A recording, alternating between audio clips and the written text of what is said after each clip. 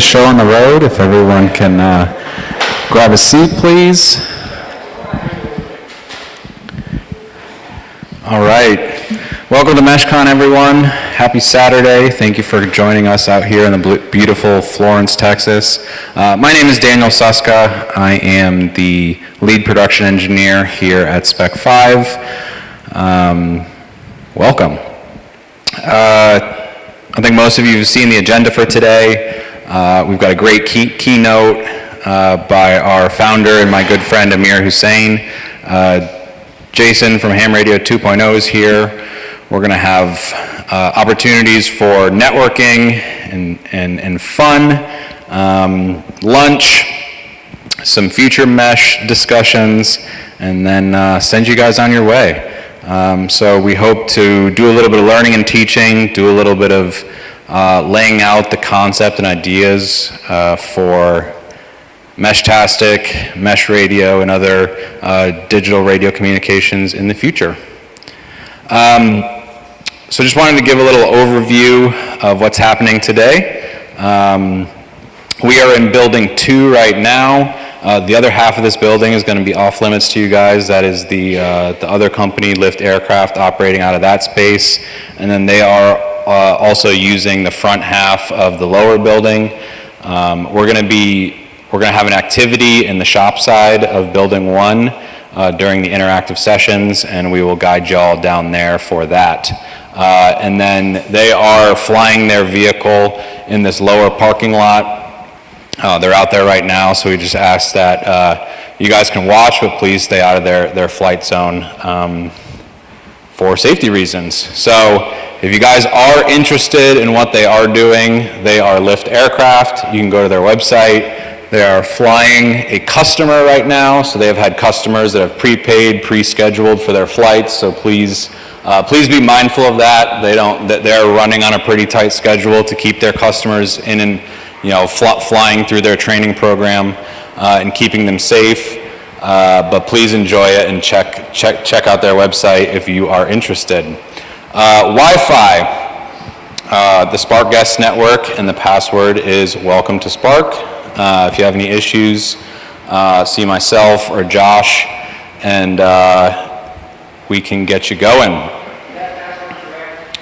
Is this password correct?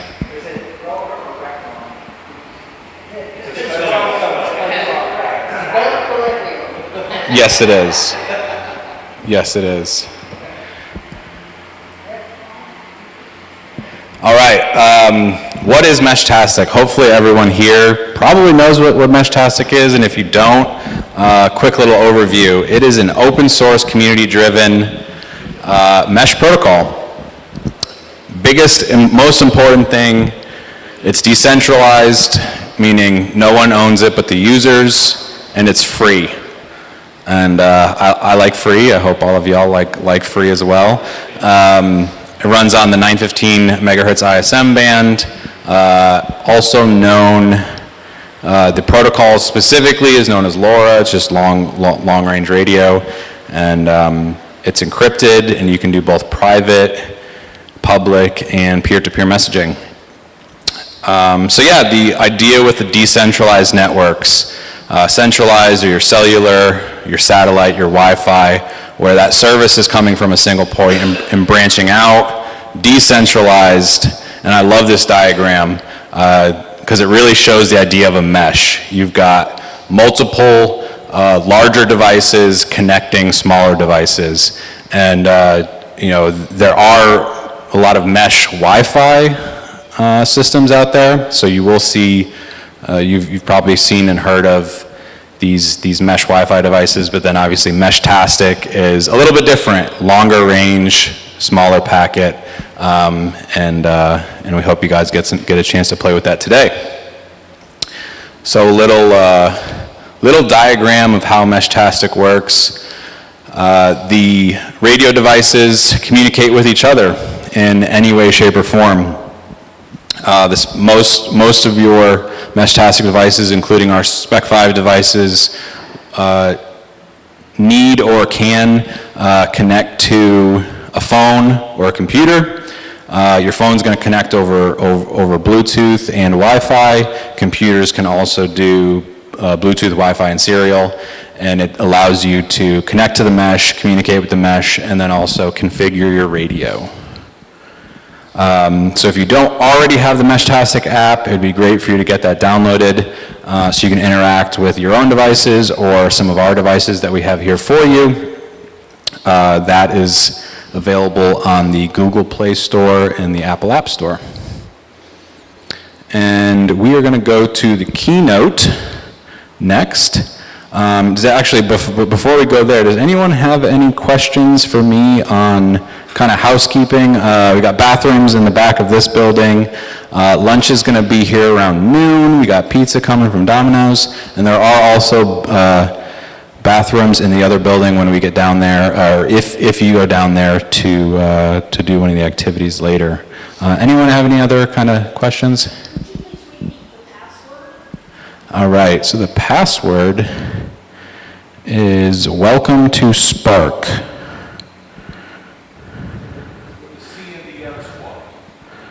Oh, yes. Please spell welcome correctly. Sorry, I made this presentation pretty late last night. So sorry. I'm an engineer, so I don't know how to spell. But also, welcome would be a secure password. It would. You're absolutely right. You're absolutely right. It's encryption that I built in.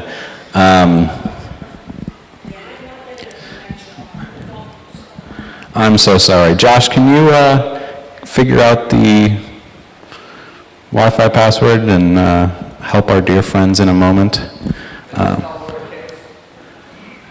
I believe it's a capital W, but Josh, my beautiful coworker Josh, is going to confirm that for me, and we'll get that corrected and we'll put that up on the screen before we move into interactive sessions. Okay, let me just correct that now. So that is $1. There we go. Sorry. I was close. Thank you, Josh. No, if it was subliminal messaging, I would have done a 5. All right, Amir, would you like to join us? So, I want to welcome to the stage the founder of SpecFive and many other things, and dear friend Amir. Thank you. Thank you very much. Well, it's lovely to see you all. Thank you so much for coming. I've been looking forward to this event, and hopefully this is the first of many such events where we get people that are interested in decentralized technology, technology that they can take control of, technology that they feel ownership of, that they can build, that they can use, and do great things with it. So, of course, today within the Meshtastic community, the goals are: can I get a node? Can I figure out how to install the app? Can I find one other guy that I might be able to connect to? And that's the level of excitement. But really what I want to do is kind of start at the end. I want to paint a picture of what happens if we succeed and how we might succeed. Because the goal and the role that this technology has in our lives is really tremendous. There's an underlying need, there's an underlying sense that all of us have in our hearts. I'll follow through what I mean by that. But there's this overriding sense that what we have now, it's amazing. What we have now, it's tremendous in terms of the quality of graphics and the videos and all the stuff that we see on our phones. But is this what we thought freedom on the internet would be? Because we were told that this was going to be a free and open network that we would own, that we would control, and even many of the words used to describe these protocols, if you go back 10, 20, 30, 40, 50 years, those words are just words that point to freedom, but none of that freedom actually exists in the actual implementation of the technology. So, with SpecFive, you see a small group of people who are building some devices, they're building some software, but they do have a very big dream. And that dream is to enable a global mesh network, a network that we all can claim ownership to, and a network that has many advantages in privacy and price and connectivity and robustness and so on and so forth. So I'll walk you through some of the ways in which we're thinking about this, at least at a high level, and then you'll see many of these ideas manifested either in our current devices or in software that we're working on for the future, and we can talk about that too.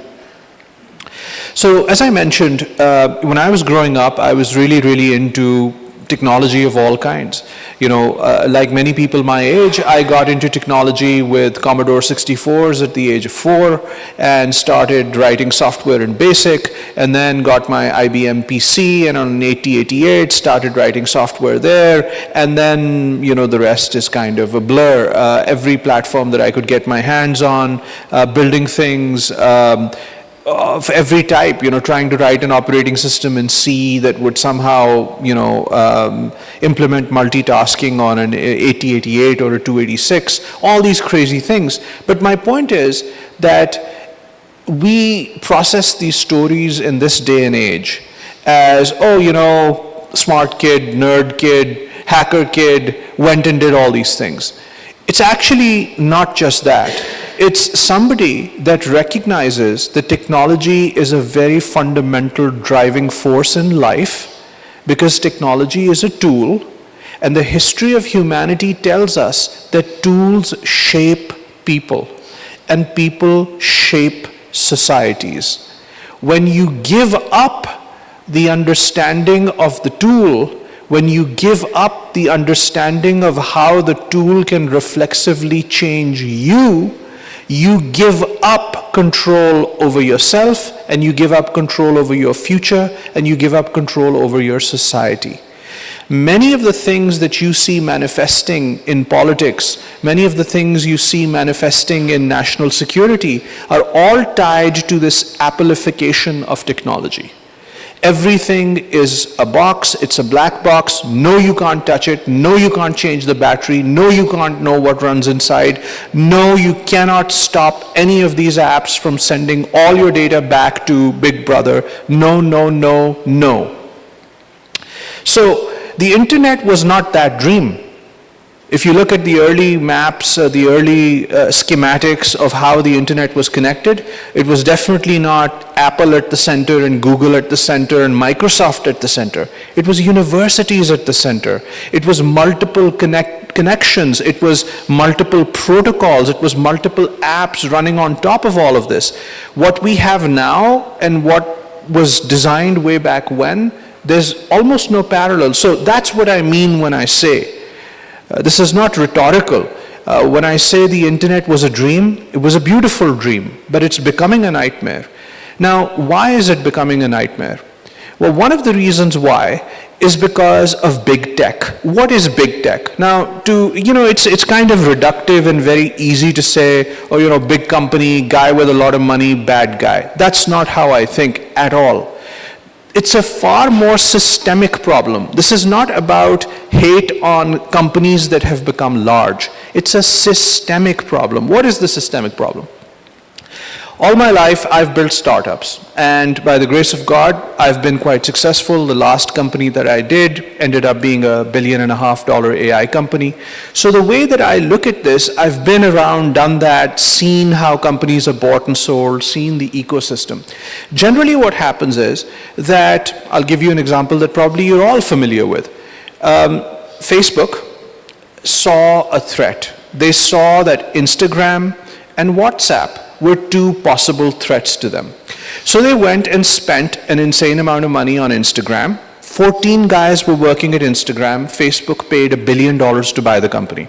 14 guys, $1 billion. They went WhatsApp, very similar. WhatsApp was a communication platform. They went for about 50 people. They paid nearly $20 billion to buy that company.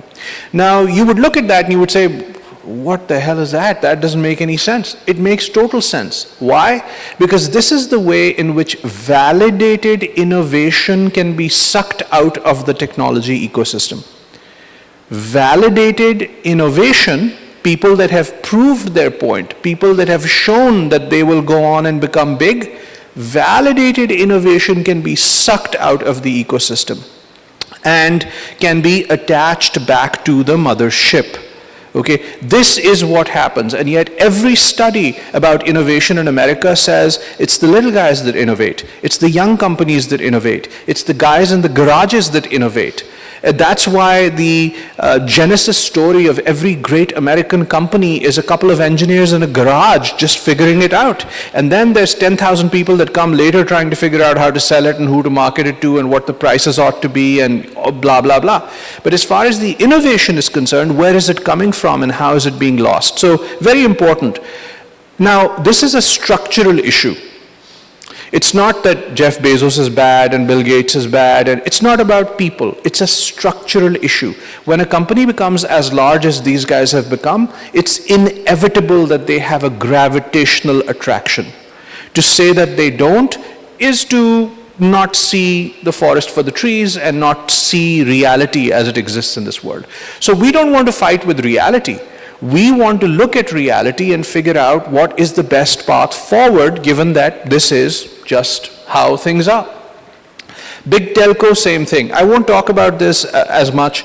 You know, one thing that I'll tell you is that today on your phones, whether it's iPhone or whether it's Apple, you all know, or Google, you all know that pretty much everything you do is being watched, right? The activation word is being listened to all the time. Amazon devices have, without any activation, have recorded entire conversations, forwarded them to other people on your contact lists via bugs, but what that means is they are listening to you all the time. These devices are also using voice, and there was a study that came out which is quite convincing. They're listening to everything you say and using that to sell you products, and they are listening. They're not just using it for the wake word. 90% of the apps on your Google phones are sending data back that you don't know anything about, and that's another point, which is complexity. Look, if today, if somebody said to you, you have to take care of yourself, you have to take care of yourself, the human being, your body, your mind, your soul, you have to take care of these things. Nobody would dispute this, but yet, what would be required for you to do this? You would need to understand how the body works, how biology functions, what's good for you, what's bad for you, exercise is good, and so on, staying away from certain things. Technology, as I mentioned, is such a powerful tool that it's become part of you. It's no longer something that's separate from you. This phone that you hold in your hand is an appendage that is both a cognitive and a physical appendage. So many studies, serious studies done on this that I don't even want to get into that right now. So what does that mean? It means that we're okay not understanding one of the most important augmentations made to our bodily form in the last 100 years. How do we expect to live a successful and healthy life if we no longer even understand ourselves, i.e. our tools, i.e. that which shapes us, i.e. that which then in turn shapes society? How? Why are we okay with the Appleification of all these electronics that are extensions to ourselves? How? How are we okay with this? So, with this technology, really what we're saying is it's an opportunity to redream, to bring back that dream of an internet that connects human beings that direct their own evolution through technology that they understand. Not humans that shun technology, not humans that don't take responsibility for technology, but humans that understand the technology that they want to use, and in understanding that technology, self-direct it towards improvement. That's what we're talking about. Now, bringing it down to stuff that's happened very recently, look at supply chain threats. Now there's people that are going to stuff explosives in your batteries and send a particular code and cause your face to blow up. The point is not the politics of it. Let me be very clear. The point is that once it's done, it's done. And that cat is not going back into the bag. There's just no way you're going to undo this now. So, frankly speaking, I'm not comfortable. I don't even know where my gosh darn phone is made.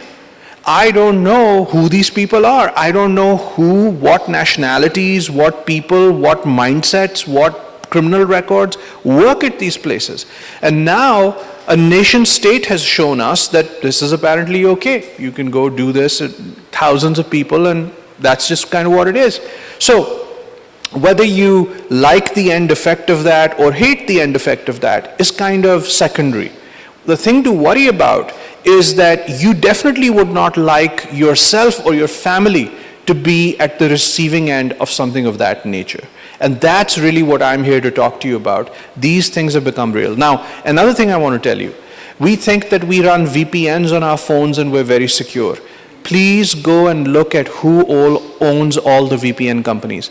It's kind of like the CPG industry. You know, you go to the HEB aisle and you see all these different products with 47 different brand names. They're owned by 3 companies. The reason why they have 47 different brand names is because they want all the shelf space. Nothing's different other than your knowledge, right? And that's why you think, oh, this is great, and it's the same formula, it's the same thing, they just changed the color of the tube. Similar, VPN companies are owned by 2 or 3 large companies. There's one called Pango as an example, which literally owns like 12 VPN companies. So everything that you route through VPNs, most security experts now say that it's probably best to just use plain old SSL and not even use a VPN. Okay, so there's hardware threats like the batteries that blow up. There's 90% of apps that are sending your data back. This is a study from the Financial Times.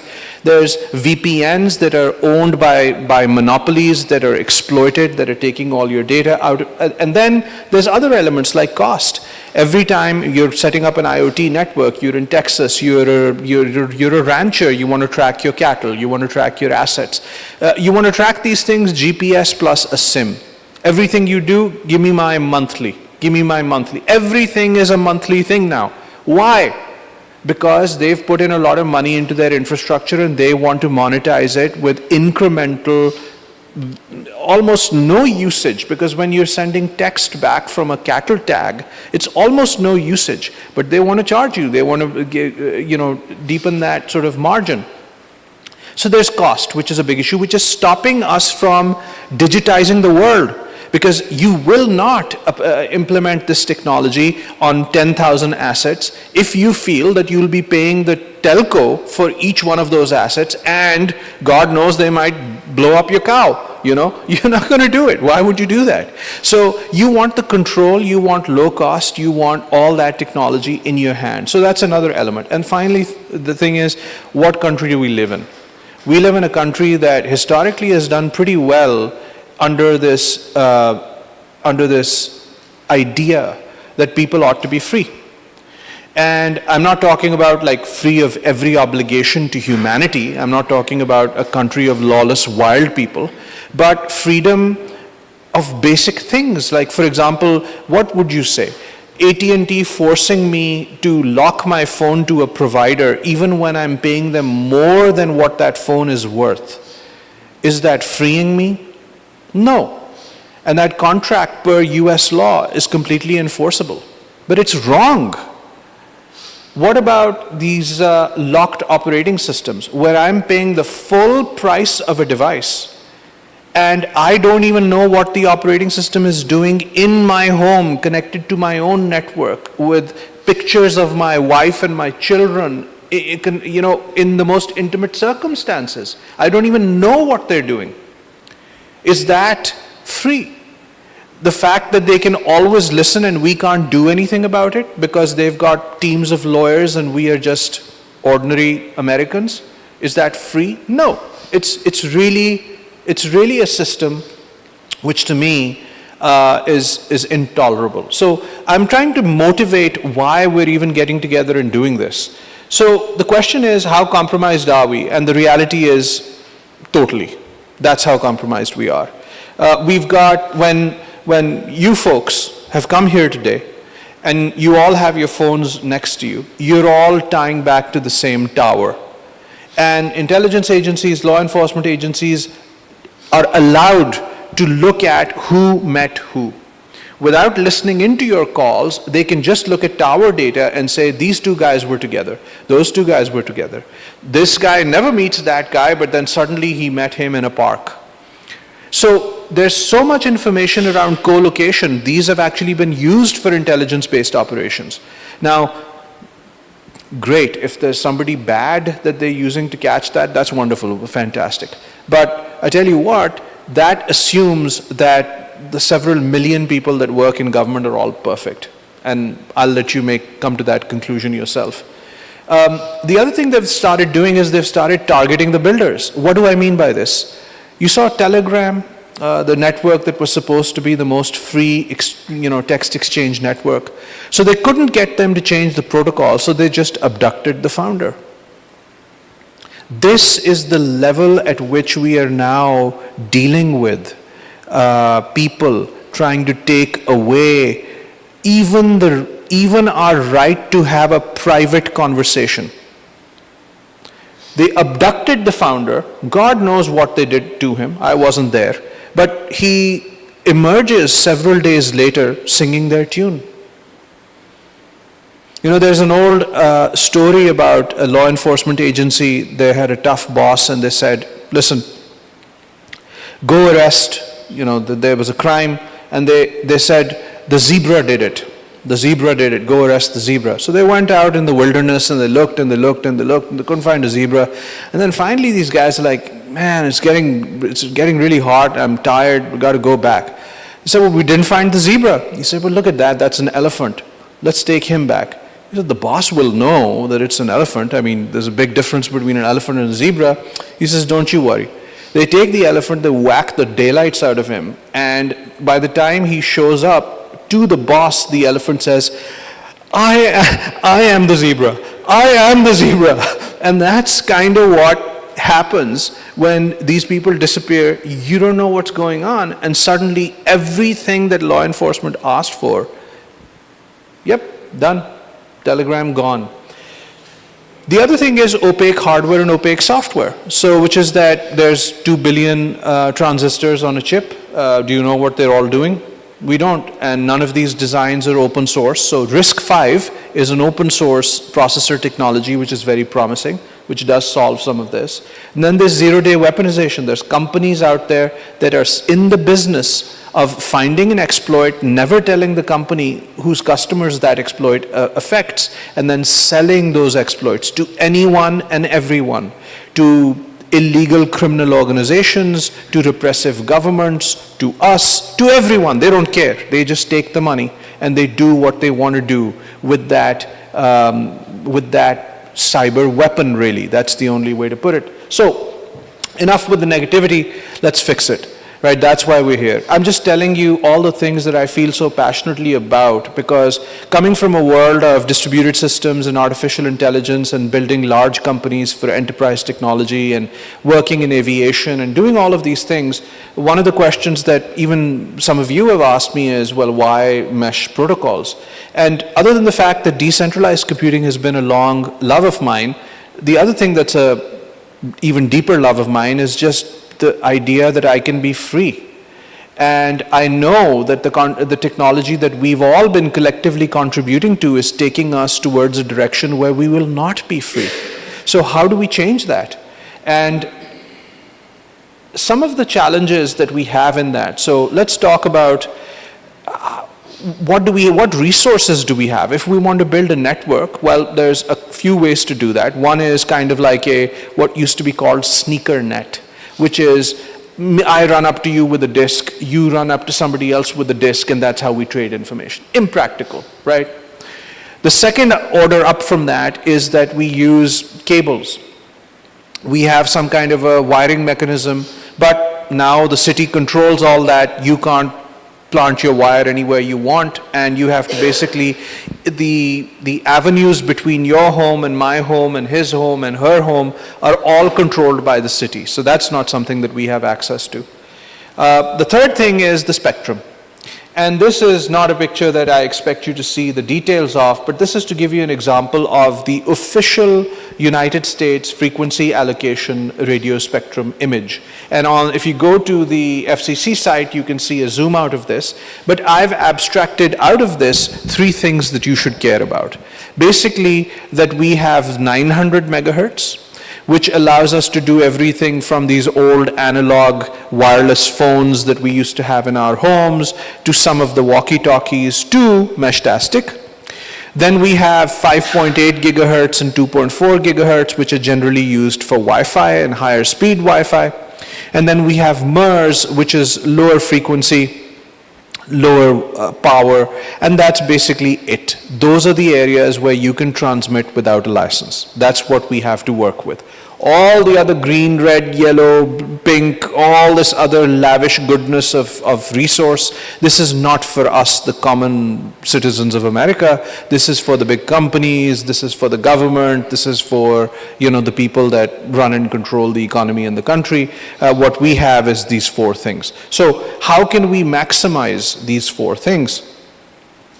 The first issue is that on Meshtastic, let's just take a very specific example.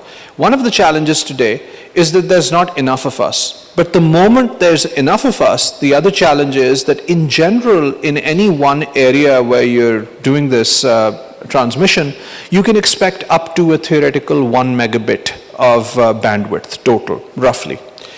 And that's not good enough. A lot of that will be eaten up with reflections, inefficiencies, resends, protocol messages, etc. Even if you half that, it's really bad. It's not good enough to do anything other than text with a small number of people. So we've got to be really, really smart about how we use that RF spectrum. One of the things would be that we have to solve those bandwidth limitations in these cramped bands. How do we do that? I'll talk about that. Another issue is range. So the range on these things can be pretty good if you've got line of sight. The range will be very bad if you don't have line of sight. So how do you solve line of sight? Well, we as ordinary citizens don't have the money and the resources to go build huge towers or to acquire license rights to place cell phone-like towers on the tops of big buildings. Maybe opportunistically we'll find one or two examples of that. But what are the cheap ways? We could fly a balloon, which is not persistent. We can fly a drone, which is slightly more persistent. It's more automatable. But then there are FAA restrictions to keep in mind there. So we have some tools. We don't have all the tools, but we have some tools. And then there's global connectivity. How do you go from miles to tens of miles to 100 miles to global connectivity? Satellites, of course, which is what the rest of the world uses, are complex and expensive. But the good news is that with LoRa, some academic projects have put LoRa CubeSats in orbit. And this is viable. I've been looking at how much it takes, for example, to get one of these satellites up in the sky. They don't have very long lives because they are LEO satellites, low Earth orbit satellites, but for a few $100,000 we can get a satellite up there. And rather than use Mr. Musk's service, we can use a community-owned global service that connects the citizens of the world. That's something to think about. Not because it has the best bandwidth or it's better advertised than Starlink, but because it is free of crap. It is owned by the humans of Earth. That should mean something. So, I don't know why this is running away from me, but I'll give you a few solutions really quick. So I mentioned to you that the bandwidth is it's tough to do much because we've got narrow bands. So one idea that we've been developing is this adaptive network with transmission power adjustment by doing the detection of your neighborhood and finding out how many dynamic active cells there are and turning down the power of your radio to a minimal optimal level just to reach the person that you want to reach. So what this does is if you think about a cell, in cell networks, these towers are pre-positioned. So, and their power is fixed power.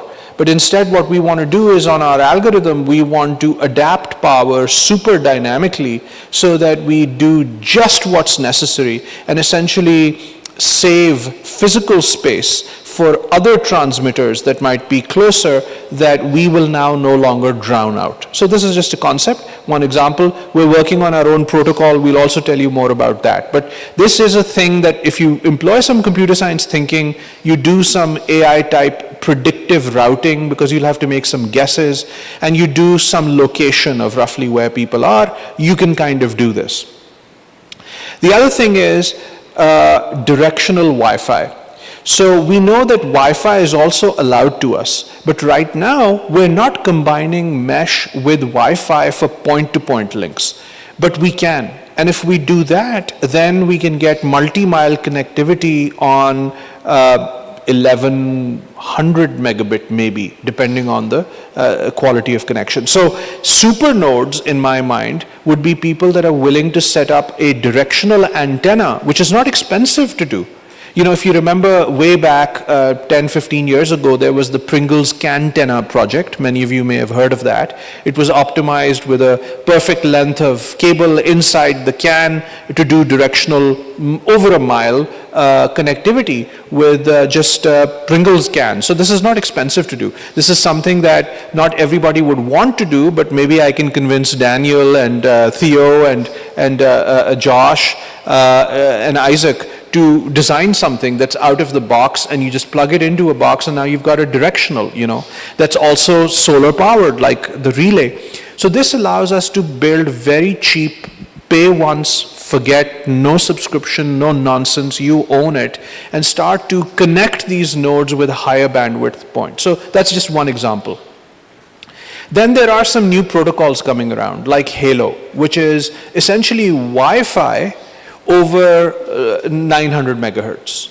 And this allows us to do at peak 4.4 megabits. So it's not a cure for all ills, but maybe it's 4 times better. Maybe it's 4 times better, which is better than 1 times better, right? I mean, it's something. So, so we'll take what we can get. And the biggest thing here is dynamically picking the right transport layer. So the protocol that we are working on, HyperMesh, ties together everything, every radio on the device. It has a GUID, a globally unique ID for every device, and that device is known by that GUID across all transport layers. And the routing table can take into account how all I can reach this device and what class of service I can deliver depending on how I'm connected to that device. So for example, can I send him an image right now? Can I send him a video right now? Maybe. Can I store and forward something and send him a video again later on? Can I add AI to try and figure out when the next time I'm likely to see this device with high bandwidth turned on? This becomes a type of networking that has never been done before, because this particular class of problem has never been attacked before. So that's where our innovation on the software side, I don't want to get too deep into it because we haven't yet launched the product, but this I think is a big, big deal. Being able to give people this mesh connectivity, multi-radio connectivity, all the simplicity of switching between channels, and also delivering higher quality of service as is needed. Then built-in store and forward in the nodes. You've heard of the TC2 or the TC squared BBS. I used to be a huge BBS operator back in the day, and I was a sysop of multiple BBSs, and it was a wonderful community. It was a lovely, lovely way of getting people together, and there is room for that today. And for some reason, I don't know, I don't remember abuse being nearly as bad on BBSs as you now see it on, let's say, Reddit or the open internet. Am I just filtering memories, or do you agree? Any BBS user? Yeah. And you know, that's what we need more of. We need more friendship and value creation and learning and community building, as opposed to hiding behind an IP address that has a VPN owned by Pango shielding you from the abuse that you direct at every other human on earth. And just making people unhappy, using technology to just give somebody a bad time and a bad day. What is that? So these are all the mechanisms I think that we can use. And finally, let me say CubeSats. I will tell you that my goal, our goal, SpecFive's goal is to launch a CubeSat. We want to do that. We want to get together with our friends. I'm lucky enough to serve on the board of UT Austin Computer Science. My wife Zabe serves on the engineering board.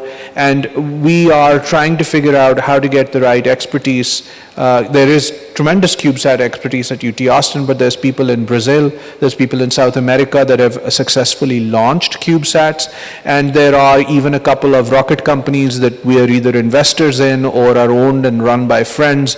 So between all of this and what we know, and hopefully what our friends in the community know, we want to figure out how to get a CubeSat up there, because the only guys with this kind of connectivity cannot be two big tech companies and two of the richest guys on the earth. That's not how any of us imagined technology. It was supposed to be a democratic enabler, not something that's collected in the hands of 5 guys. So now that we will build this network, and you won't just be running around war driving looking for one other guy to connect to, once we have a network, which we can do, we have a pretty tremendous basis just even with the people in this room to start to do that. And many of your friends that maybe weren't able to come here today but are equally excited about it. We are building a network for fun, for profit, and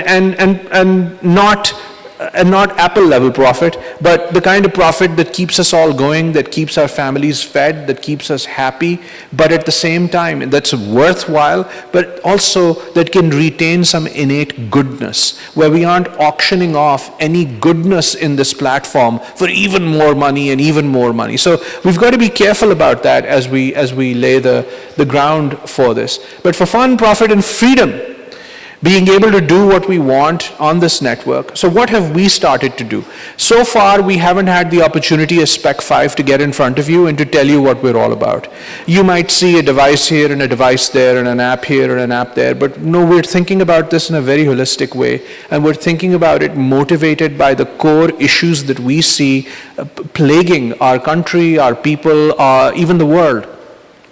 So when we do games, what we're trying to say is there's innovative ways to have fun on this network. There's innovative ways to take the text protocol and make it into a fun thing.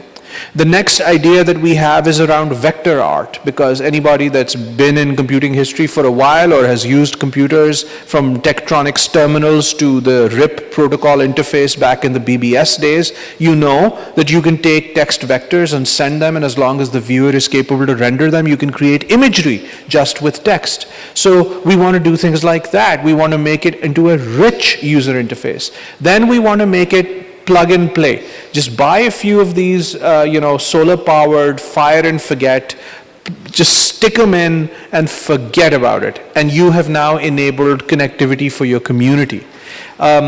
We're talking about new protocols like HyperMesh, and I told you what we're thinking about with regards to the multi-radio capability. We're getting into multiplayer. We're also doing events like MESHCON is the first one, and hopefully the next one will be much larger, and you'll be able to tell your friends and families and maybe other hobbyists as the hobby continues to grow. So this is all the stuff that we're bringing to the community with humility and with genuine dedication. Because what I told you about why we're doing this, there's not one word of any kind of, we're not making up the rationale for why we're doing this. This is genuinely, all of us believe this. Because life is short, there's 100 things to do, but this is important enough to do. And hopefully we get to do it with you guys. So thank you very much.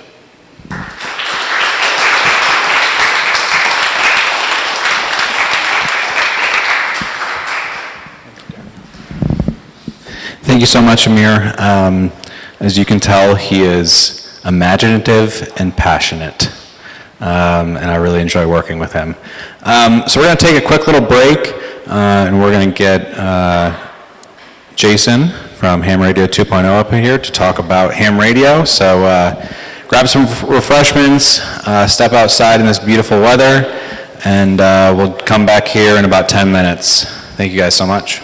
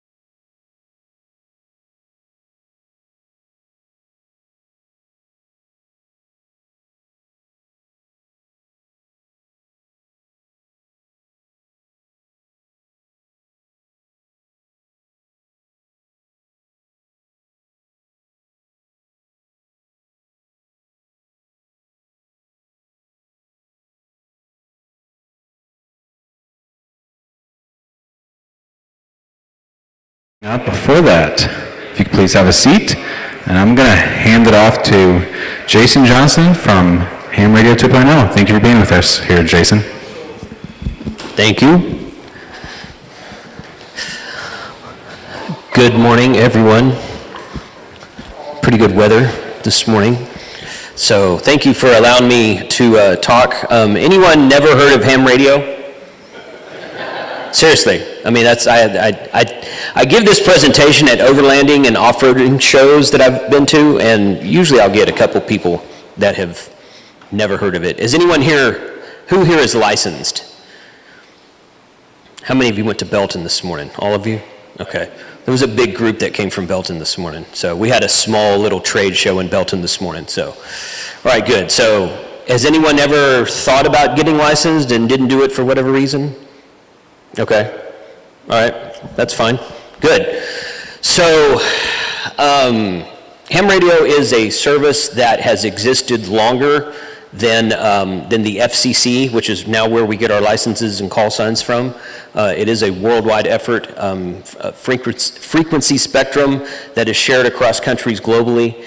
And we actually have a lot of CubeSats in space through the Ham Radio Project right now as well. So that's, it was nice to hear that from you.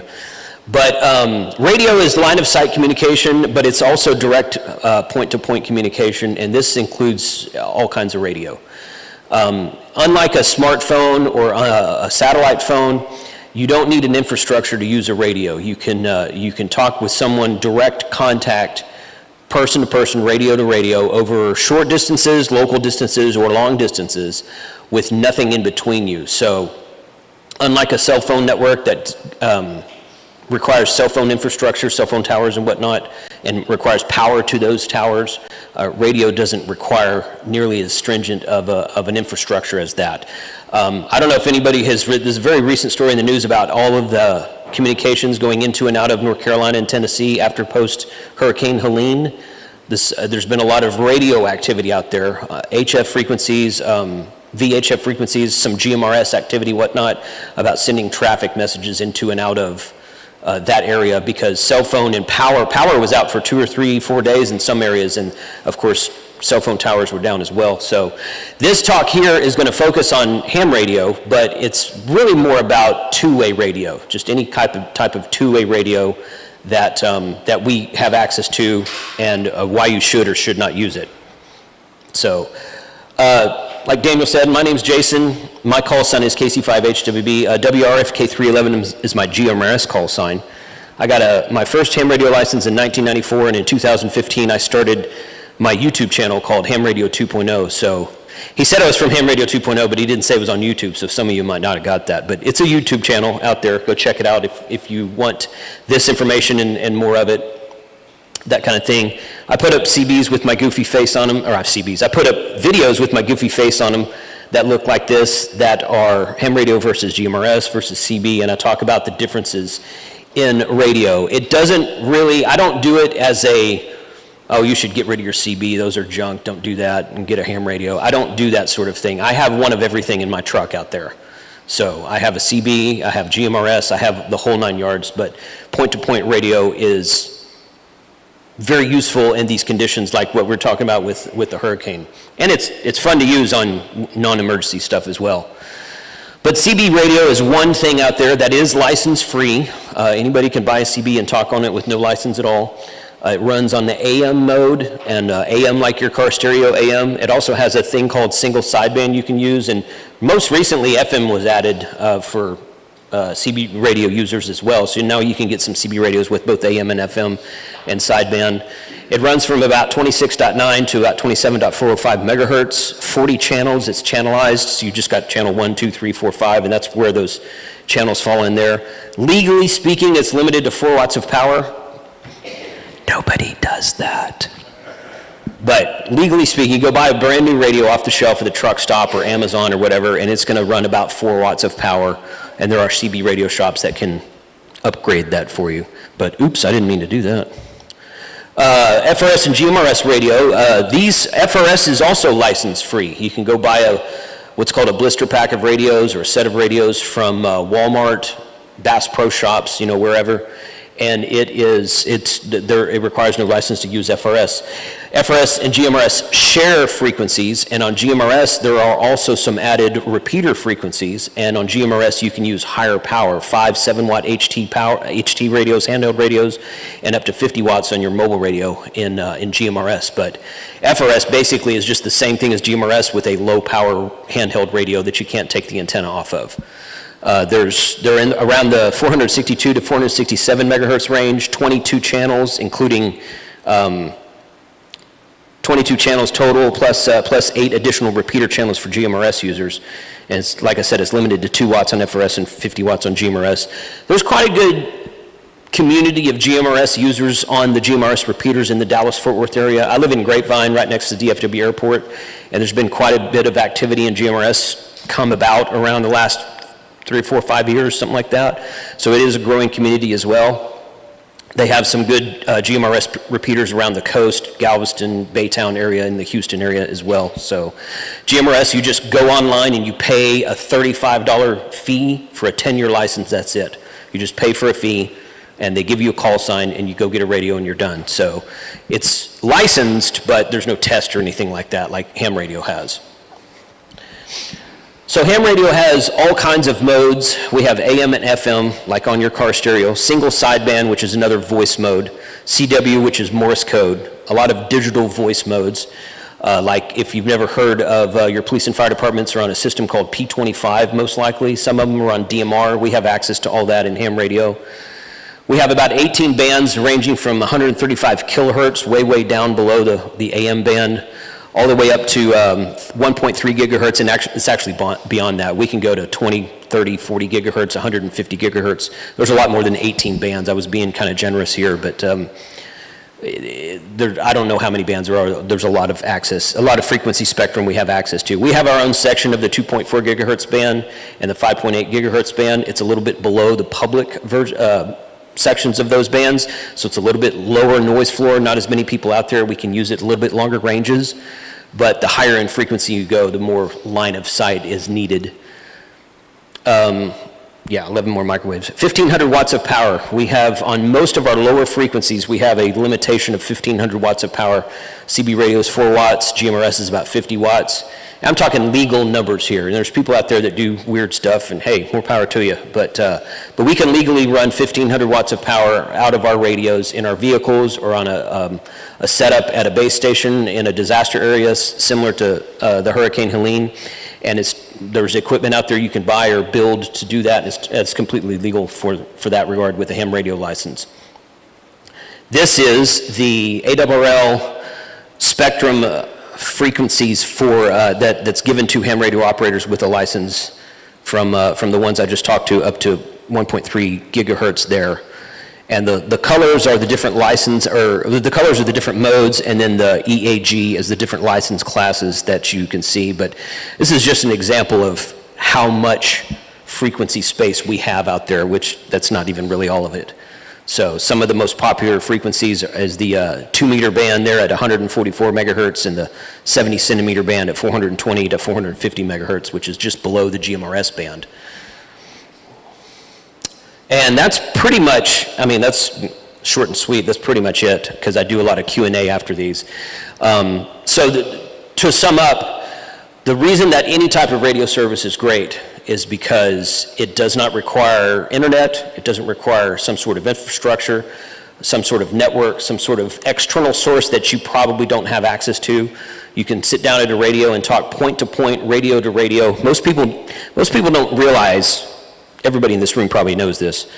This right here, I can't call Vern in the back row there in the blue shirt. I can't call him directly. If I make a phone call to him, it goes out and hits a tower and comes back to him, even though he's sitting right there.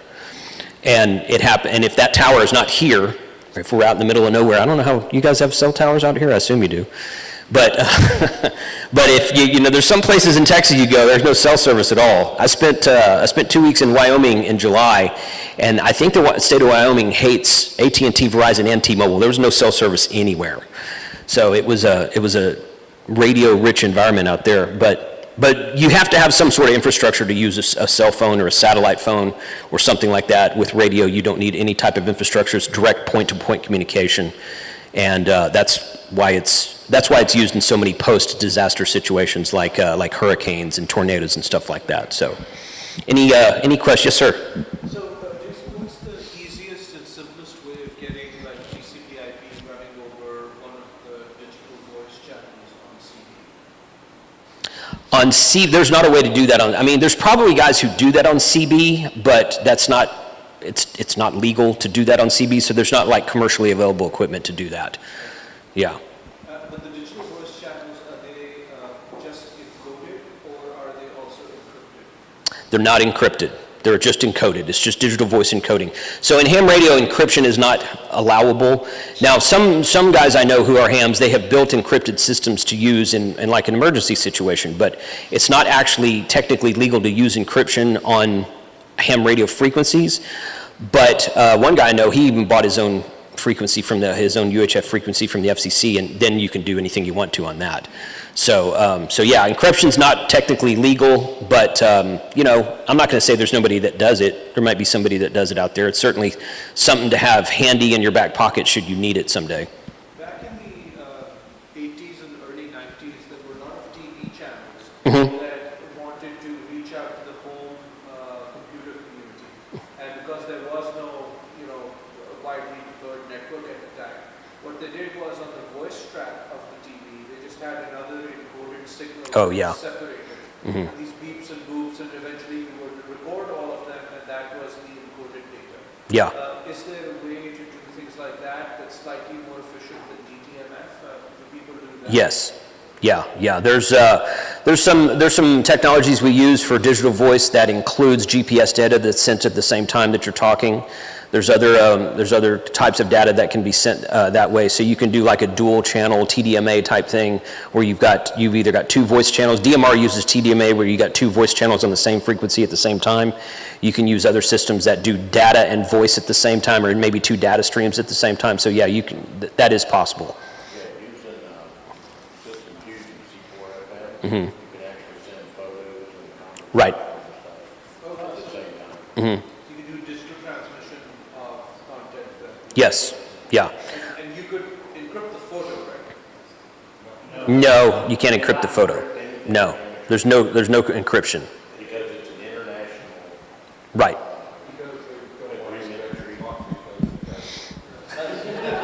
So it's zero right to privacy. Yeah. So it's not a technical limitation, it's a... Correct. It's not a technical limitation, it's a legal limitation. That's correct, yeah. The technology is there to do it.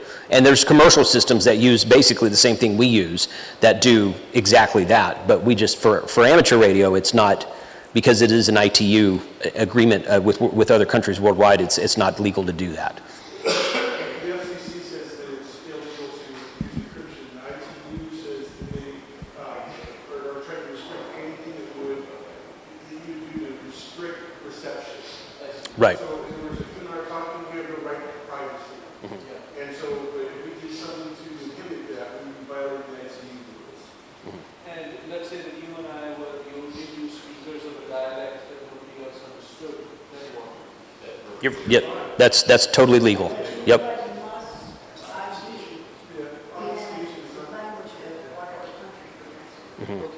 But that's not it is right. You could just ID yourself, they would know who it is, but then the actual content of the conversation could be gibberish to everybody else. Sure. Not exactly, because you can record the entire spectrum simultaneously from a lot of listening positions. They could go back after the fact, figure out what dialect you were using, and figure it out. If you want to do a made-up language or something, like if you want to speak Klingon over it, you know, it's probably not anybody smart enough in the government to learn Klingon, but we'll see. But they're still listening. Yeah, I mean, they're still listening. So it's one of those things. And the listening, is it manual or is the compliance done now through automated systems? Because I mean, do they just sit in an office all day and listen to people talk? I'm not sure there's anyone actually that is listening, though, quite frankly. I mean, it's certainly possible that there is, but I don't know of any listening stations that are out there other than, yeah. Listening stations record 24/7. They don't have everybody check it unless there's a complaint. Right, yes, yeah, there is that. There is that. It's trivially easy to record that entire spectrum. And you didn't know you had a whole bunch of help. Yeah. Right, yeah, it is supposed to be self-policing, yeah. And then you mentioned the satellites, Mm-hmm. TV satellites. Would you share a little bit more on that? So there's an organization called AMSAT, which is Amateur Radio Satellite, and there's a couple others now, I think. They deploy satellites in space, and most of them are used as a repeater system. There's an amateur radio repeater on the ISS. So there's low Earth and mid-Earth and high orbit. There's different kinds of satellites. I'm not an expert on satellites. Robert back there, he knows a lot more about satellites than I do. But yeah, we deploy them up there through the AMSAT or other amateur radio service, and then they're open to anybody with a ham radio license. And most of the time they're used for repeating traffic, so you can find a satellite, and when a satellite's passing over you in Texas, you can key it up and talk to someone in Florida, Canada, Mexico, whoever. I mean, as far as the path of the satellite is moving. It's not store and forward, it's just echo and real time. Correct. Yeah, it's not storing anything, it's just repeating it. Mm-hmm. There are some satellites that will allow you that will store digital messages and Store and forward. store forward digital.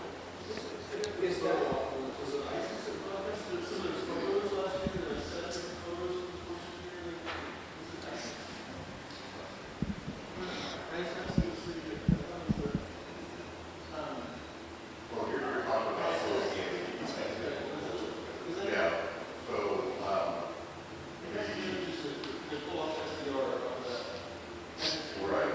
So the International Space Station, from time to time, you said ISIS, I thought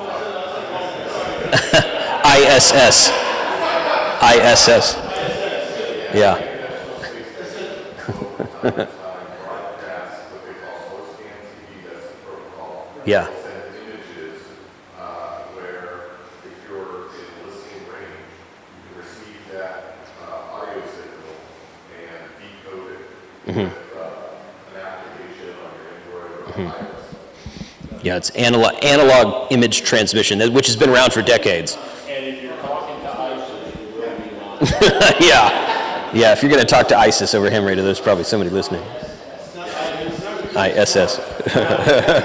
Right. Any other questions? Yes? What's the 2.0? Everything I heard today is ham radio.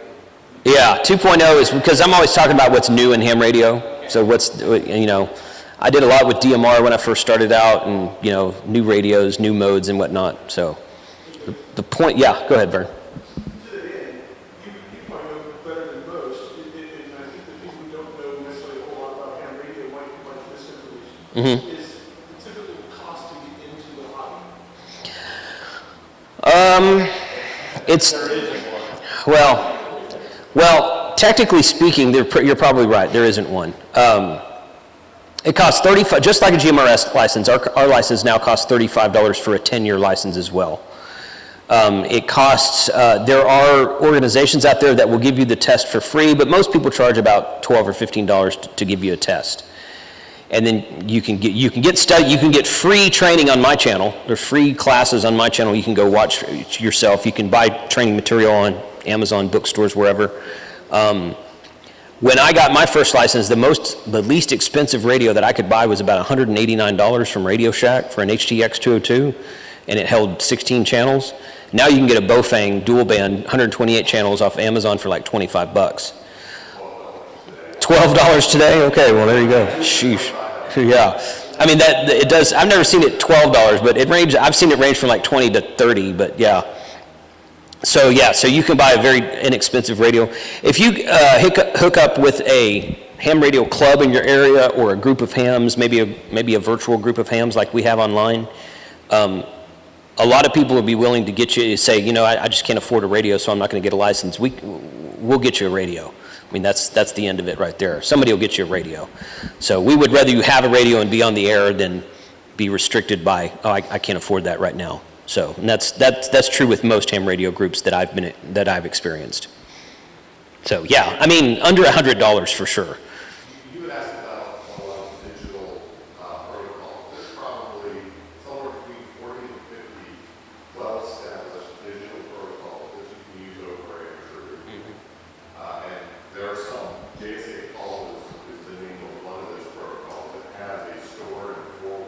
Yes. type of capability. So there are lots of, like I said, well-established protocols that might fit into some of those things that you're working on. Because the idea would be to really synthesize these ecosystems, which are all driven by the same goals, and bring in something like, Halo, MESHCON, LoRa, and digital protocols on hand, and create kind of a routing node that would be smart enough and would have routing logic to be able to deal with traffic across these three transport Put something, say, on your business, and when it picks up by hand, if it was not sent by somebody with a hand license, it's illegal. So you would have to have user identity and rights built into the protocol, which would say, if these certificates are signed for this particular person, we know they have a license, only then will we repeat. Right. But there's also the issue of when you have commercial traffic where that's can't manage or Yeah, it's called amateur radio because we're not really allowed to send business or commercial traffic. It's for the advancement of the radio art until it becomes about MCOM. And there's a lot of emergency communications that happen over amateur radio bands, during disasters, post-disasters, this kind of thing. But it's really more of about how to learn to use radio and learn the technology, get more knowledgeable in the technology, radio arts and whatnot, and that kind of thing. So that's why it's amateur radio. I can't get on there and say, hey, we got a sale going down here at SpecFive today, come down and see us. That's not allowed to do. Somebody's going to probably blast me if I try it, so. Got it. Yeah. Thank you. Yes, sir, thank you. Any other questions? All right, well, you guys can find me through my YouTube channel, or email is great, kc5hwb@gmail.com. I try to answer all my emails. I get a lot of them, though. So welcome to reach out and ask me anything you want. So thanks for the time today. Thank you so much, Jason. So, this kind of ends the presentation speaking section for the morning. This middle part of the day is really to connect, network. My coworker Guillaume is bringing in one of the drones that we're going to be flying very shortly, and I wanted to talk about it because as I was standing prior to Jason's speech, which was lovely, I had some people ask us about the fixed-wing drone that we have over here. This was an in-house designed, fully 3D printed drone. So this is something that can be replicated very easily. The idea behind this one actually came from a project that the U.S. military is working on called the Replicator Program. And I think you've all seen how the use of drones, low-cost drones in warfare has completely changed. 10 years ago, you would not see someone flying a sub-$1,000 drone. They were flying million-dollar drones.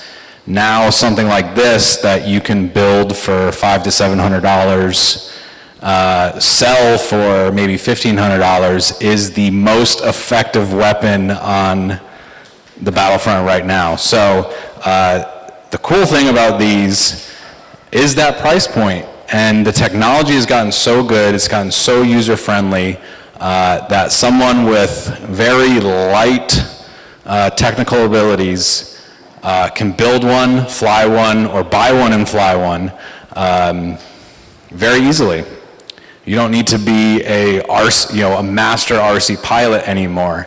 I had never flown an RC plane before coming to work at the job before I worked at SpecFive, and a little bit of configuration magic on a flight controller, and I throw the plane and it takes off automatically, and it'll fly and loiter around at a location on its own, and all I have to do is tell it when to land.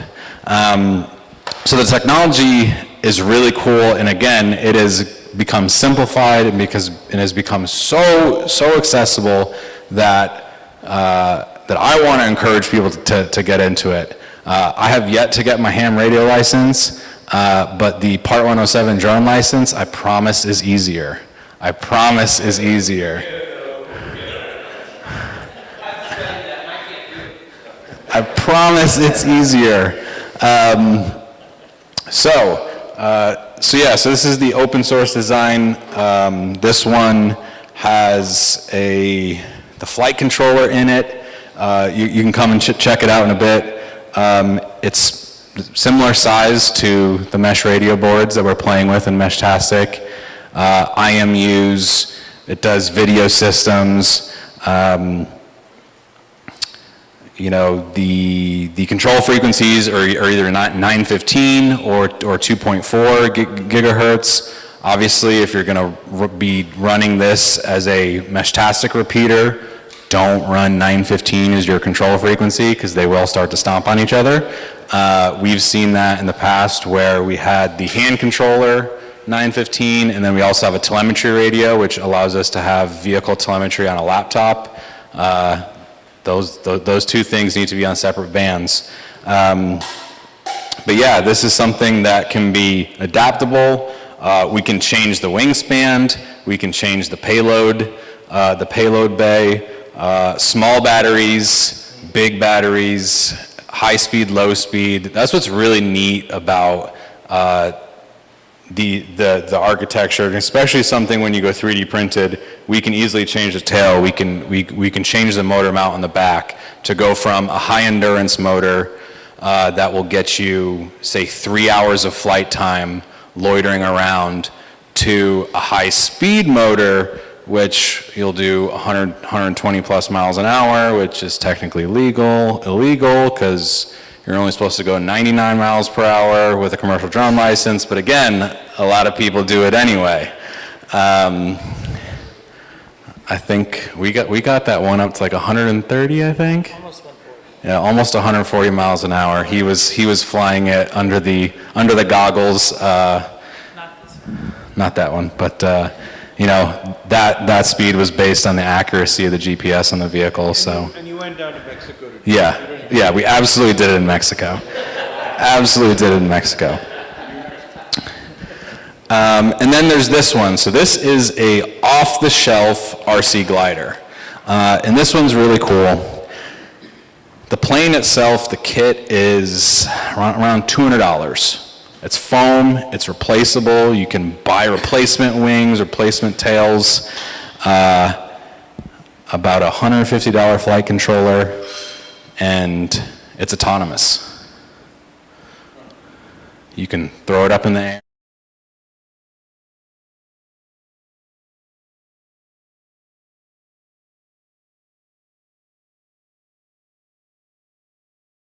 You're probably going to only do about a pound max on your payload, but a Meshtastic board and an antenna and a small battery, all day long. So creating a drone repeater specifically for Meshtastic and probably some of your other radio gear is totally doable. So this one in the configuration that we're running today with a very small battery is about 30 minutes. So similar to your DJI drones. The big thing with the fixed wing is that its wind tolerance is a lot better than a quad rotor. A lot better. What's the biggest battery you could put on? Oh, we could probably quadruple the battery on this vehicle and get north of 2 hours of flight time. The other cool thing with the flight controller in this fixed wing is that you can set it up to glide. So just how an actual glider, an unpowered glider, finds thermals to maintain altitude, how the birds circle in thermals, automatically you can make this flight controller find that thermal, and like, oh, there's a thermal, I'm gonna stay in it. And it does its best to stay in that thermal to increase its flight time. So that's all done through a flight controller ecosystem called ArduPilot. If any of you are familiar with Arduinos, they're a small dev board. ArduPilot is the hey, let's turn this into a drone flight controller ecosystem, and that's what you get. So a lot of the processors are pretty similar to what's used in probably a lot of your radio gear, very similar to what's used in the Meshtastic radios, and it's really attainable. So happy to have more specific conversations. We're gonna let y'all mingle a little bit. We're gonna get this guy prepped for a flight. Our hope is that with the drone in the air, and we're also gonna prep a balloon with a Meshtastic node on it. Can you go log back into that computer for me so we can see the screen? Okay, so over on this screen over here, when that computer doesn't time out, I have up the MQTT server that the Austin Mesh Group maintains. And it is an open source package, so other people can establish their own MQTT server using their dashboard. But they keep it up. I have a device here connected through MQTT to this server. So they've got this sweet little heat map. And let me, sorry. Down here is central Austin, like downtown Austin. We are this heat dot right here. I've had my device hooked up to MQTT for 3-4 days now. So everyone's Meshtastic device that is currently on, including all the ones on the table over there, are why our nice little dot is nice and bright red right now. I'm hoping that with the drone and the balloon in the air, we can connect to all of this. Sometimes we can, sometimes we can't. Without the drone, but we usually have really good luck with the drone up about 300-400 feet, connecting that gap, because there is like a hill in the way right here, you know, good old line of sight. So yeah, from there, some of the Austin guys, there's 2 or 3 BBS repeaters maintained by the Austin Mesh Group. So if you are from Austin, please check them out they've got a Discord server and I believe a Facebook as well. So please check them out. But yeah, they've got a BBS, and with the drone in the air, we should be able to hit the TC2 BBS. And once in a while, we can also hit nodes down in San Antonio through the guys in Austin, which is really cool. 3-4 hops, and we're a 2.5-3 hour drive away. So Meshtastic is really active here in the Austin area, and once in a while we'll get a node in Waco pop up. So I feel like it's only a matter of time between the Austin San Antonio area is going to be pinging all the way up to the Dallas Metroplex, which is going to be really cool, and connect a lot of people. So anyone have any questions on the drone UAS side, before we kind of disperse and give my team some time to get the drone and the balloon prepped? Yeah, I got one. What is the top speed? This one is like a sport glider. So it's powered enough to do some light aerobatics. I think you'll max it out at around 50 to 60 miles an hour. That's like full kill, but your flight time is going to be probably 5 minutes doing that. Cruising speed, we're normally running about 30 miles an hour, 25 to 30 miles an hour, and that's where we get the 30-minute plus flight time. And again, the beauty of the flight controller is that there are multiple flight modes. Just like a DJI drone where you tell it to take off and it sits there, this guy can maintain altitude, it can auto level itself, it can also maintain speed. So instead of having a throttle, you have a speed control. So that's really nice when you're trying to do really efficient flight, because you can set it to a cruise speed, and then you can just adjust that cruise speed up and down depending on your conditions, and the flight controller will modulate the actual throttle of the propeller to maintain that speed for you. Again, great for increasing your range, increasing your flight time. And again, if I had a fleet of these, I would let everyone try to fly one, because it really is that easy. It is training wheels with the very simple electronics that are available today. So yeah, if you're a nerd about this stuff like I am, please check it out. What you got, sir? Is it reliant upon GPS? I mean, it's Yes, sir. GPS. Yes, sir. So there are, obviously, as you've seen in Ukraine, there are a lot of GPS-denied technologies coming out. On the quad rotors, there is a sensor, and I'm forgetting it again, yes, called optical flow. And it is basically a camera that points down. And it senses motion, and it senses distance. Exactly, just like a trackball mouse. And they've figured out how to use that so you can fly a drone inside of a building where you are GPS denied, where it will maintain its altitude. It will know, am I drifting forward, am I drifting back, or how far and how fast have I moved? And then obviously indoors you would have other sensors to tell you where the walls and objects are, and they can combine all that data to fly zero GPS. Obviously you have to have a little bit of data on where you are and what's around you to really make that system effective. But optical flow is used, but for the average user, GPS is so easy. So easy, it's really cool. Any other questions? Is there an antenna configuration that's better to use in flight?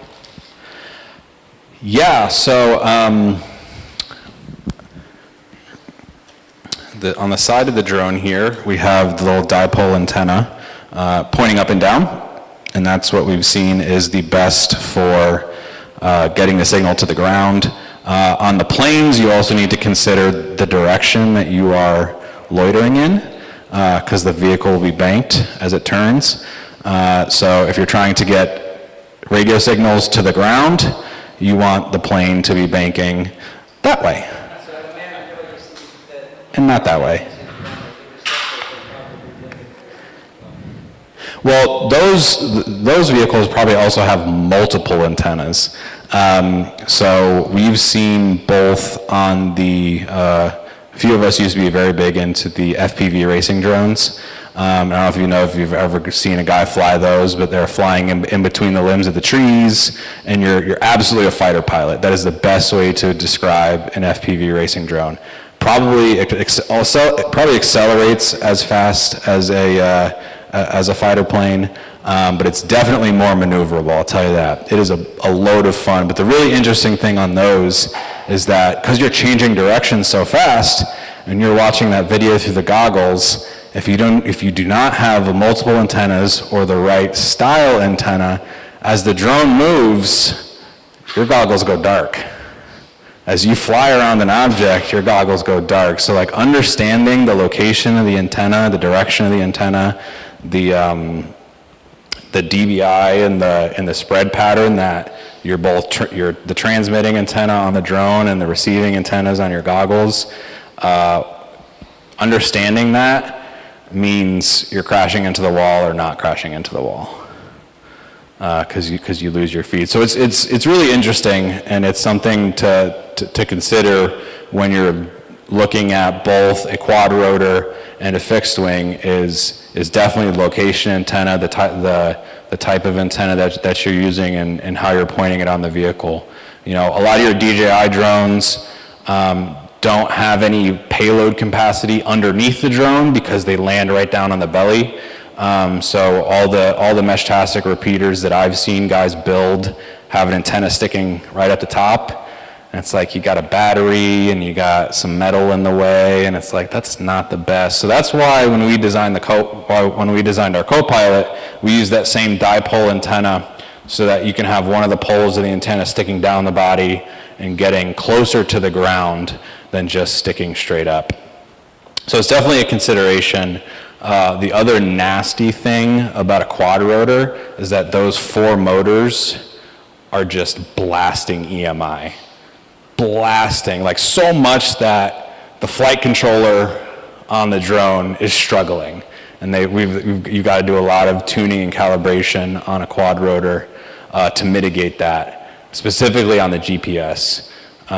We've got a couple big quad rotors that we used to fly down in the shop, and we can go check them out later.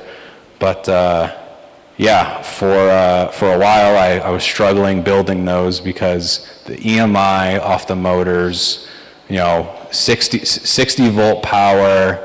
I mean, we were over 100 pounds of thrust, and the 100 amps of power flowing through, just blasting EMI that was completely killing my GPS. Completely killing my GPS. Your plane's probably better for configurations with that, right? Absolutely, because your motor is way up front, and I try to keep all my signals far away from that. Same thing on this one.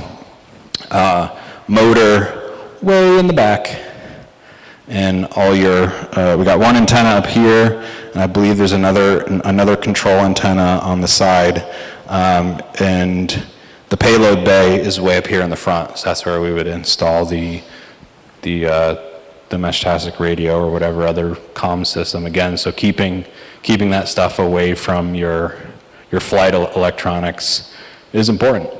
Great question. Anything else?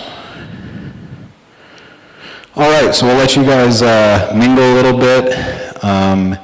Lunch should be here right around noon. We got pizza coming, and we're gonna get. Oh, they're almost ready with the balloon. So I'll go check on them. We can probably all just wiggle and wander around.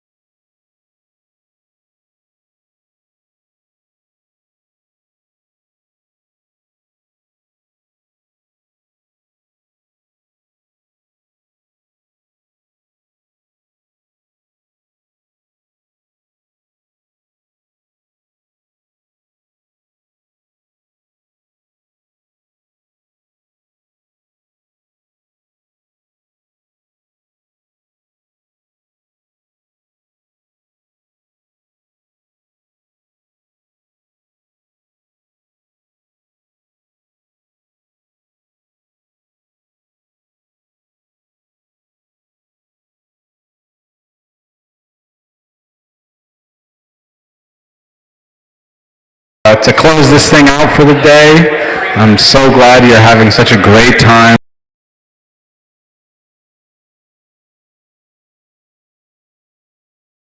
Moving back to their seats. I'm going to try to wrap this thing up early. Who doesn't like that?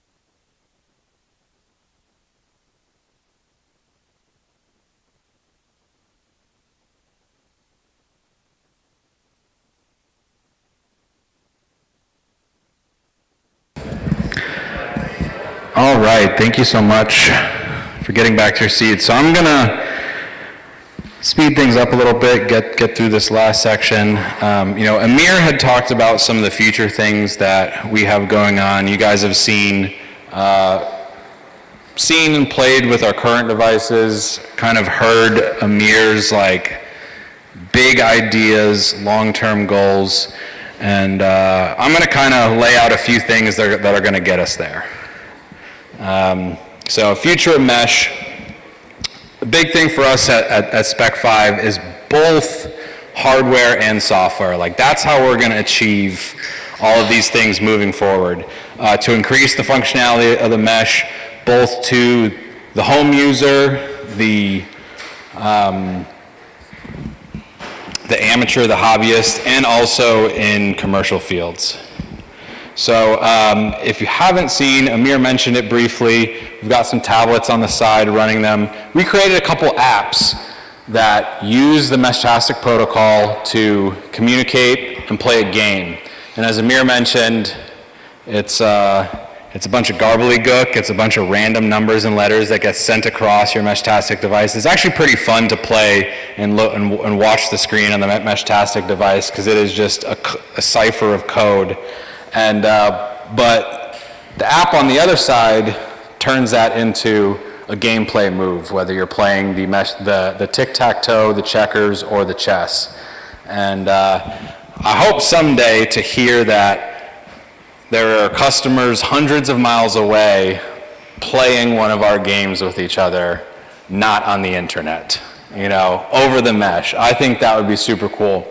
But basically what this really allows us to do is move into more things. This is just a demonstration of what you can do. Amir mentioned, mesh text to graphics, text to image, but then also, reporting sensor data, collecting sensor data all over the mesh whether it be on the open channels or, private and local channels.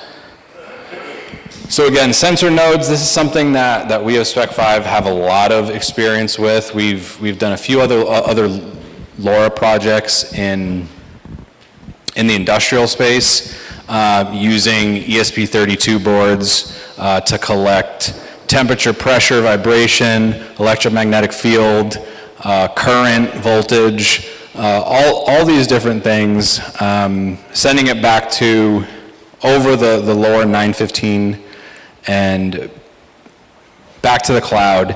And there's definitely going to be ways to incorporate Meshtastic into this, both in a way that everyone can consume and use this data in a meaningful way, and then also in the more private sense of I've got sensors on my property, sensors in my town that I don't want everyone to see, but I want some people to see. The other thing we've already been prototyping is mesh control devices. So using the Meshtastic radio to control an electrical relay to turn on and off devices. So lights, sirens, maybe a garage door, maybe a gate, all done over the mesh. So again, adding functionality in the real world, using the same hardware, using the same protocol that we're already all using, but to have some functionality behind it. The relay family, so our relay is the device here that you would mount permanently on your home. We want to expand that to vehicles. We've got a couple prototypes of vehicle-specific devices for the relay, magnet mounts and such, as well as adding more no phone comms integration in with this device. Software-defined radios, adding the IP, Wi-Fi and LAN connection to these devices, so that you can not just hop over Meshtastic, but hop over the internet, fully configured, ready to go, keeping it really easy for the user to, again, expand the mesh. And then the multi-protocol devices. This is probably the thing that I know Amir is most excited about. The use of software-defined radios, the Nomad, which some of you have seen, is just the beginning of that. I personally just still do not know how to use a software-defined radio, but I will be learning that very soon. We are also working on a device that incorporates an FRS radio, family radio service radio, and a Meshtastic node inside. So one device, Meshtastic comms, and licenseless audio comms. So again, we're trying to remix different functionality to bring in different users and hopefully bridge some gaps and bring more people into the space in general. And then last is support for reticulum. So that's another mesh networking protocol that we're going to be getting into. We're going to be supporting, and the idea is that we don't know if Meshtastic is forever. We hope it is, but we want to make sure that we are supporting multiple protocols, the ones that are the most useful, and having hardware and software that hopefully interacts with all of them. And the Spectre. A lot of you guys are pretty excited about this one. Simply put, it's an Android phone and a mesh radio together. Baby little phone.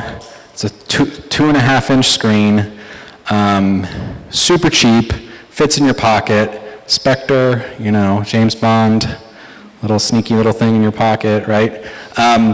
So again, really cool software development opportunities because it's an Android phone. We're going to give it to you preloaded with the Meshtastic app, with the current SpecFive game apps, and as we continue to release these applications for Android, and hopefully soon we'll be rolling out or we'll get approved to have the Apple specific apps. We're going to add functionality to that. So voice to text and text to voice, how cool would that be? The phone takes in your voice, the app converts that to text, automatically sends that over the Meshtastic network. Amir has this crazy idea that you could train a small model on your voice, send someone on the other side of the world the model for your voice, so when you get the Meshtastic, when the receiver gets your Meshtastic message, it's played in your voice. Really neat things, really neat things. And again, you know, working with the Reticulum ecosystem and making it more accessible for users already using Meshtastic, users already using, you know, Android and iPhone devices. And then HyperMesh. Amir touched on this briefly. I'm gonna expand on it a little bit. But again, we're creating a very similar mesh protocol to Meshtastic that's completely closed sourced, mainly going to be used for commercial and potentially some government military stuff. But I think in the long run, we will be able to create a branch of it, open and accessible. And again, continuing with encryption, but being able to bridge multiple protocols, I think is going to be really interesting, so that in the event, say, one protocol goes away, maybe we can be that in between, and keep the devices on the network going. I was having a conversation with James about Gotenna, who completely kind of pulled the wool out from all of their consumer customers to focus on military and government comms, and that's something that we don't want to do.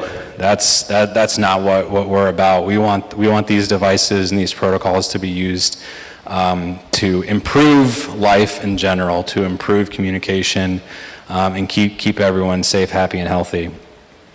And then also, one of the things that current mesh protocols really don't do well is content payload delivery. So HTML and vectors wrapped into the mesh protocol.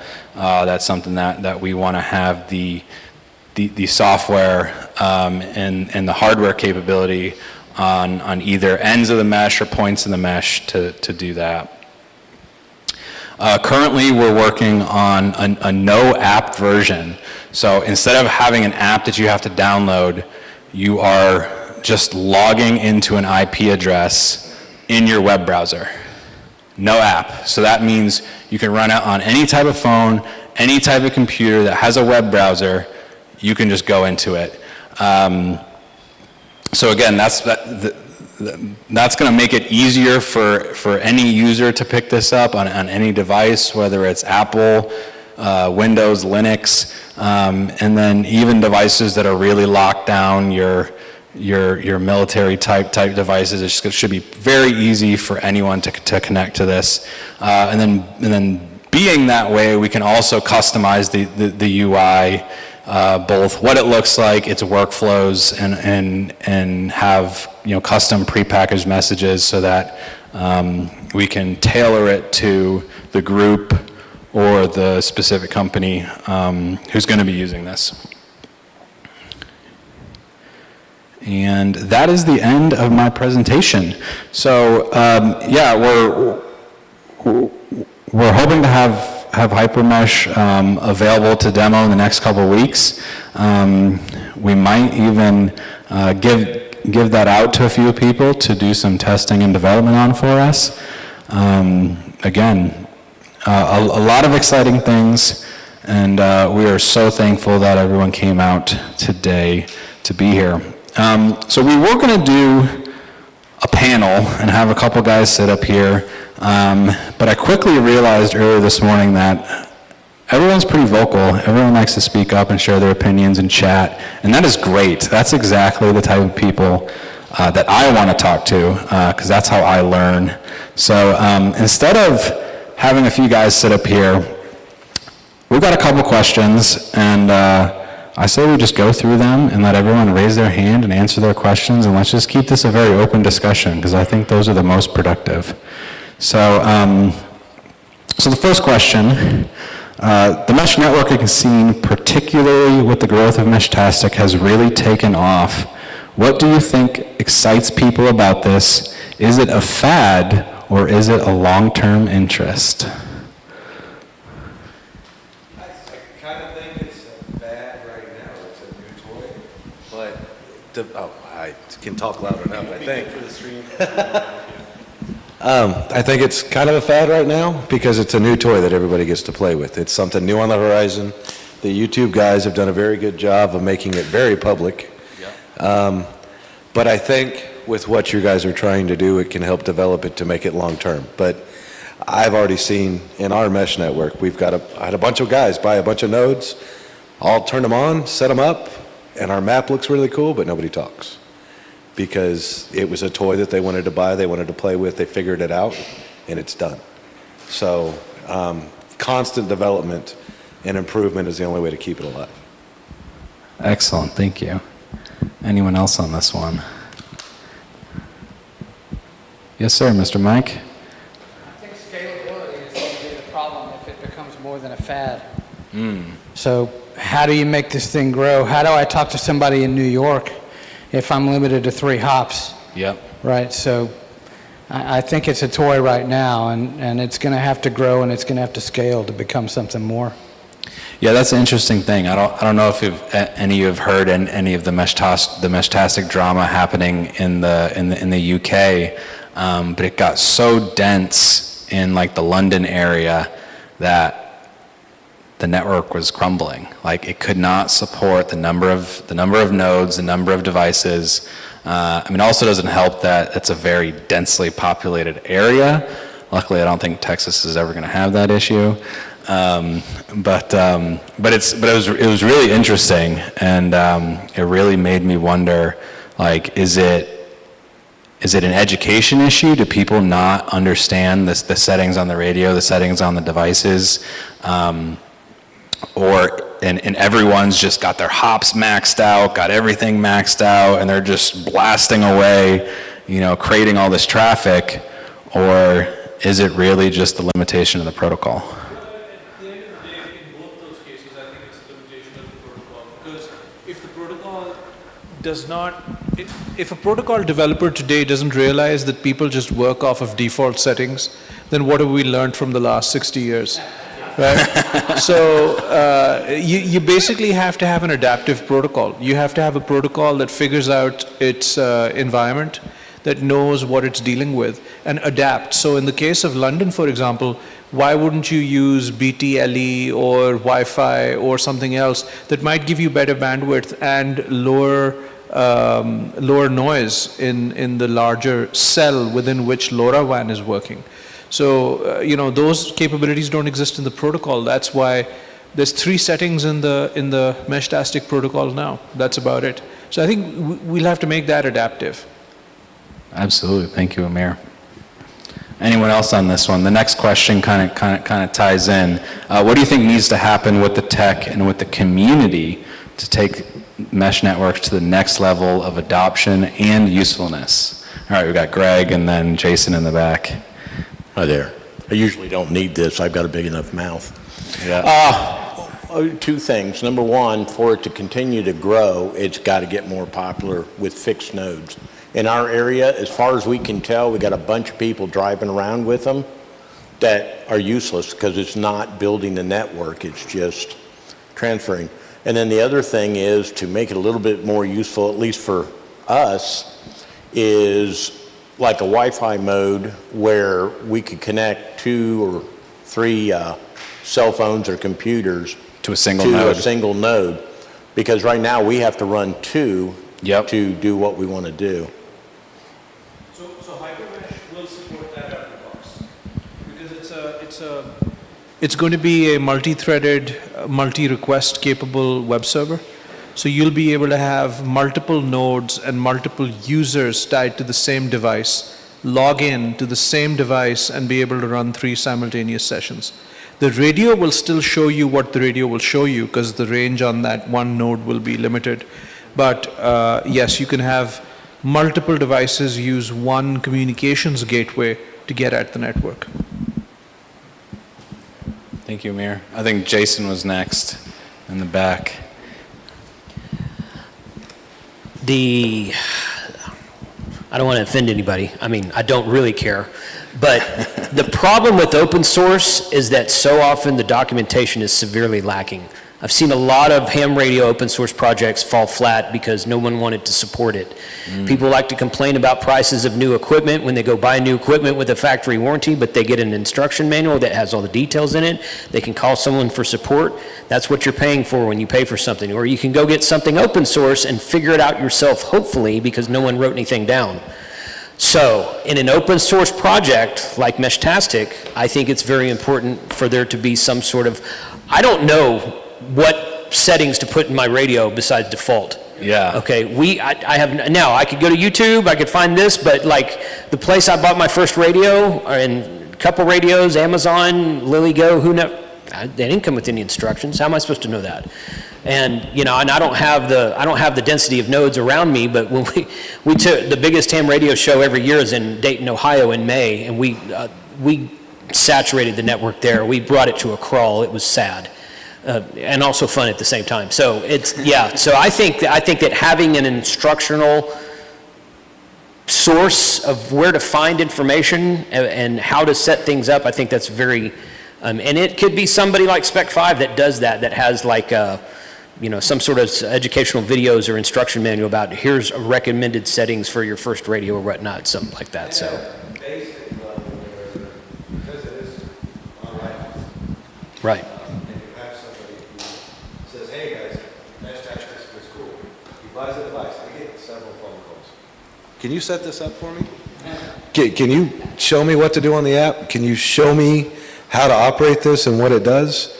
Because zero instructions, zero technical ability, but he wants to play with everybody else. Yeah. So a basic level instructions and a basic mode. I've heard that from several people in the app. Have an advanced mode and a basic mode where you flip a little toggle switch and it gives you the very, very, very basics of this is how you play with your new toy. And then if you want to go in and go deeper, you turn that area on. Excellent, excellent. We love that one. Are you taking notes, Isaac? You got videos to make. We got a couple hands. Pass it around. Go ahead. What you got, Cliff? I think things like Meshtastic, as humans, we all want to communicate. So this is why almost anything that has this gets an initial burst of interest.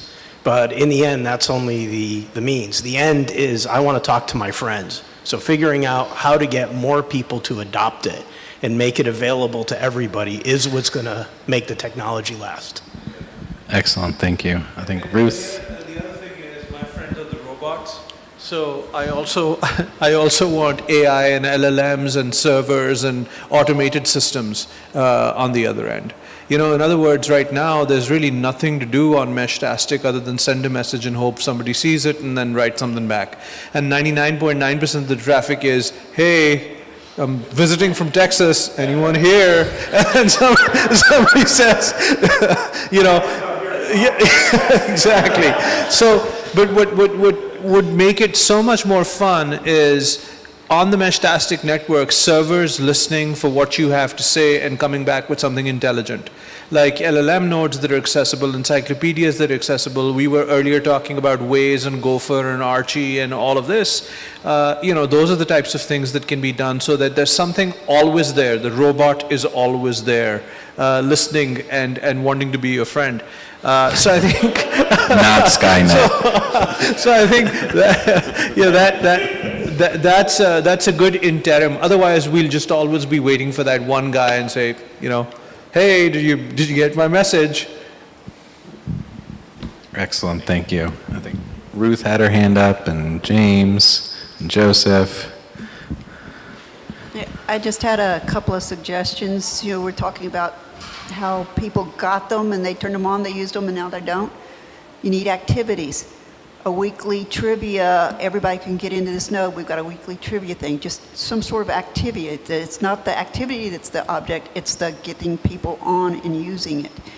So different areas may be doing different things. You know, you've got the games, but just something that everybody wants to get on at a certain time and do an activity together.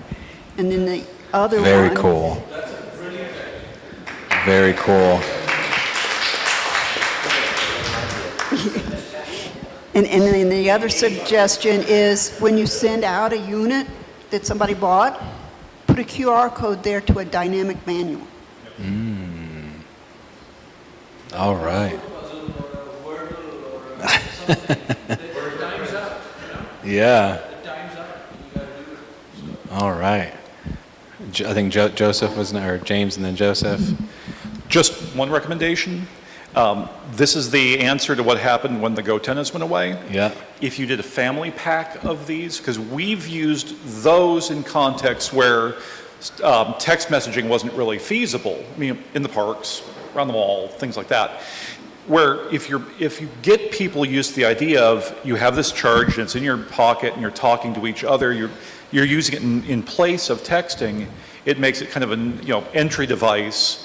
If you can price it where families can buy a blister of 4 of these. If you did 4 for $200 as opposed to 1 for $69, I think that would probably be, but that's nothing but me guessing. But if it was me purchasing, that's the way I would do it.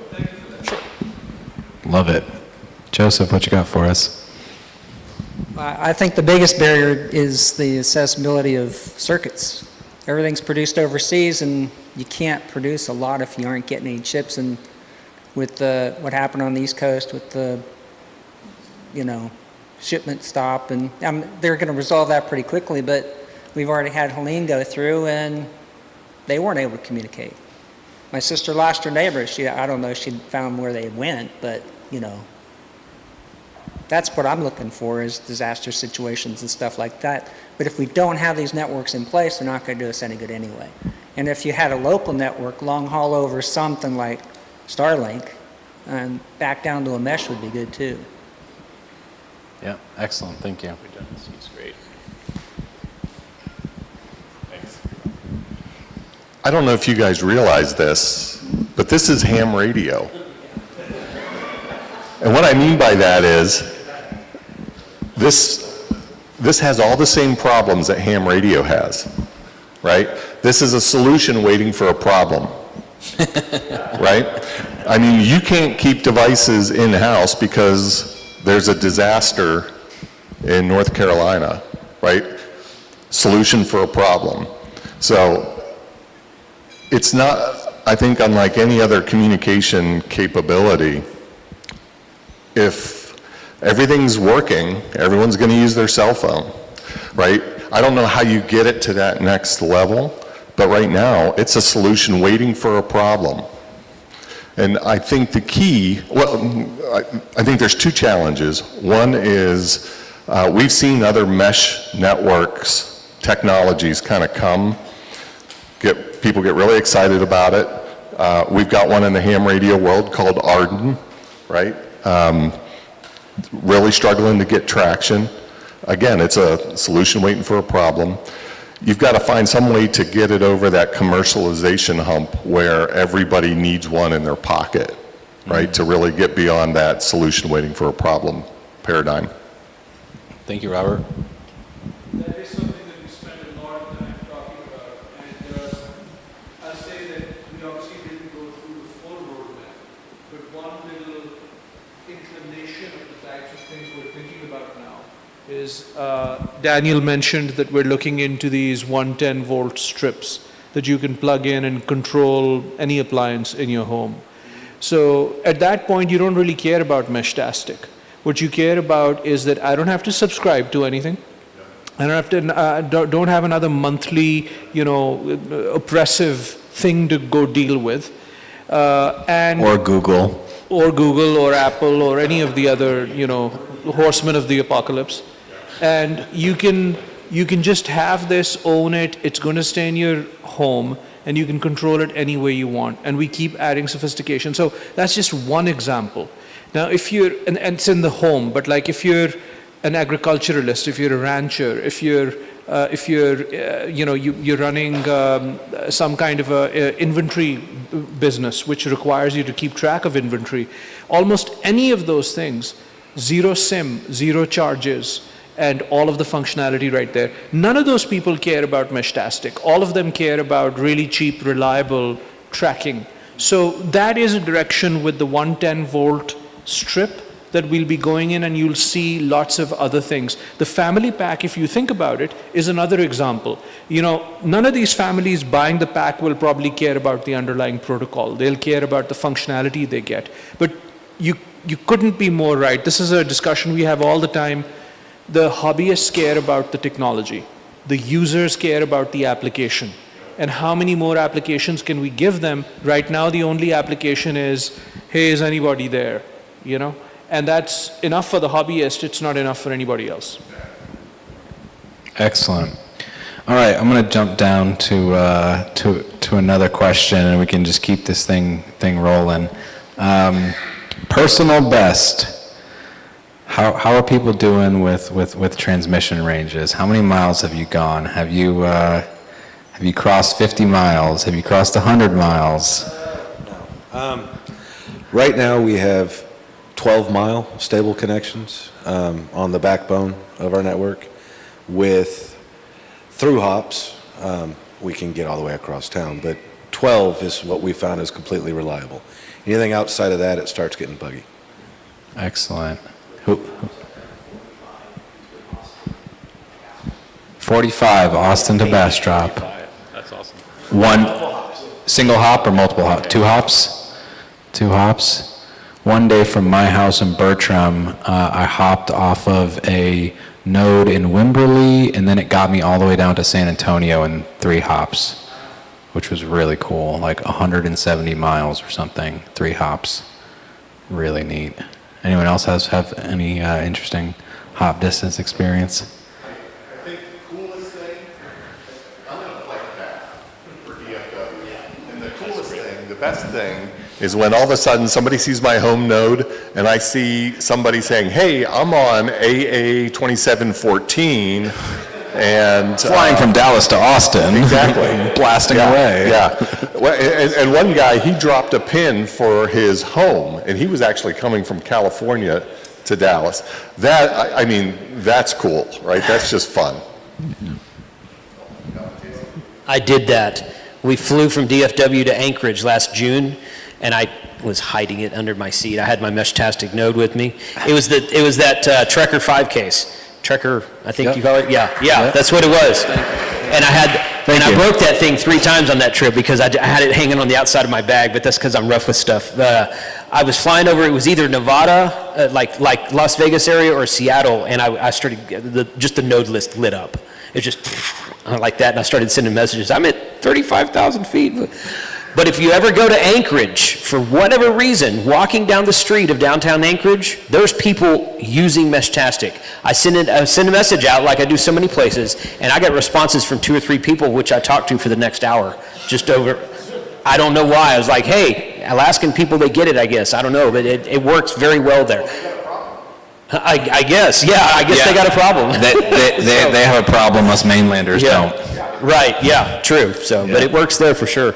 Yeah, we have sent a few beacons and trekkers up to the Anchorage area. So hopefully it was one of them. What you got, Theo?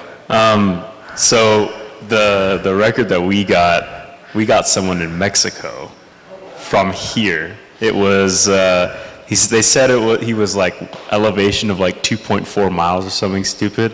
Probably in a plane. It was in a plane for sure. And it definitely seemed like a total kind of fluke almost. I was the only person that got that transmission that day. It was wild. And then I saw the map, and it was like outside of El Paso. And I was just, it was still in Mexico, but it was right on the border, and that was really cool. 500 miles is what it said. First balloon release. Yeah, that was with the balloon in the air, and also the plane loitering around here. But yeah, that was just outside here. Thank you, Theo. All right. This is an interesting one, and you can probably guess who wrote this specific question. Other than the Meshtastic app, have you tried or even written any software for Meshtastic? So do we have anyone in the room who's noodling around in the ones and zeros on Meshtastic? Mr. Tim, what have you done? Well, we tried the BBS software that's going around, and people tried to use it, but sometimes it doesn't send back, and then you get frustrated, and then it's in a different menu that you didn't think you were in, and but it has potential, and just being able to send a reliable message to somebody else on the net that's not that reliable by itself seems very cool. And one of my neighbors down 20 miles south in Lytle also linked up over the internet or over Meshtastic with my BBS. Very cool, but it just needs good implementation. So Both sides of that, they got into the actual ones and zeros of the BBS to help adjust it to get it stable connection now. You can go into one BBS, leave a message, pick it up on the other BBS with no problem. But yeah. Very cool. It's like going back to the 90s or the 80s again. It's a lot of fun. Nostalgic, love it. Yeah. All right, here we go. For people looking for more info, what are your favorite resources?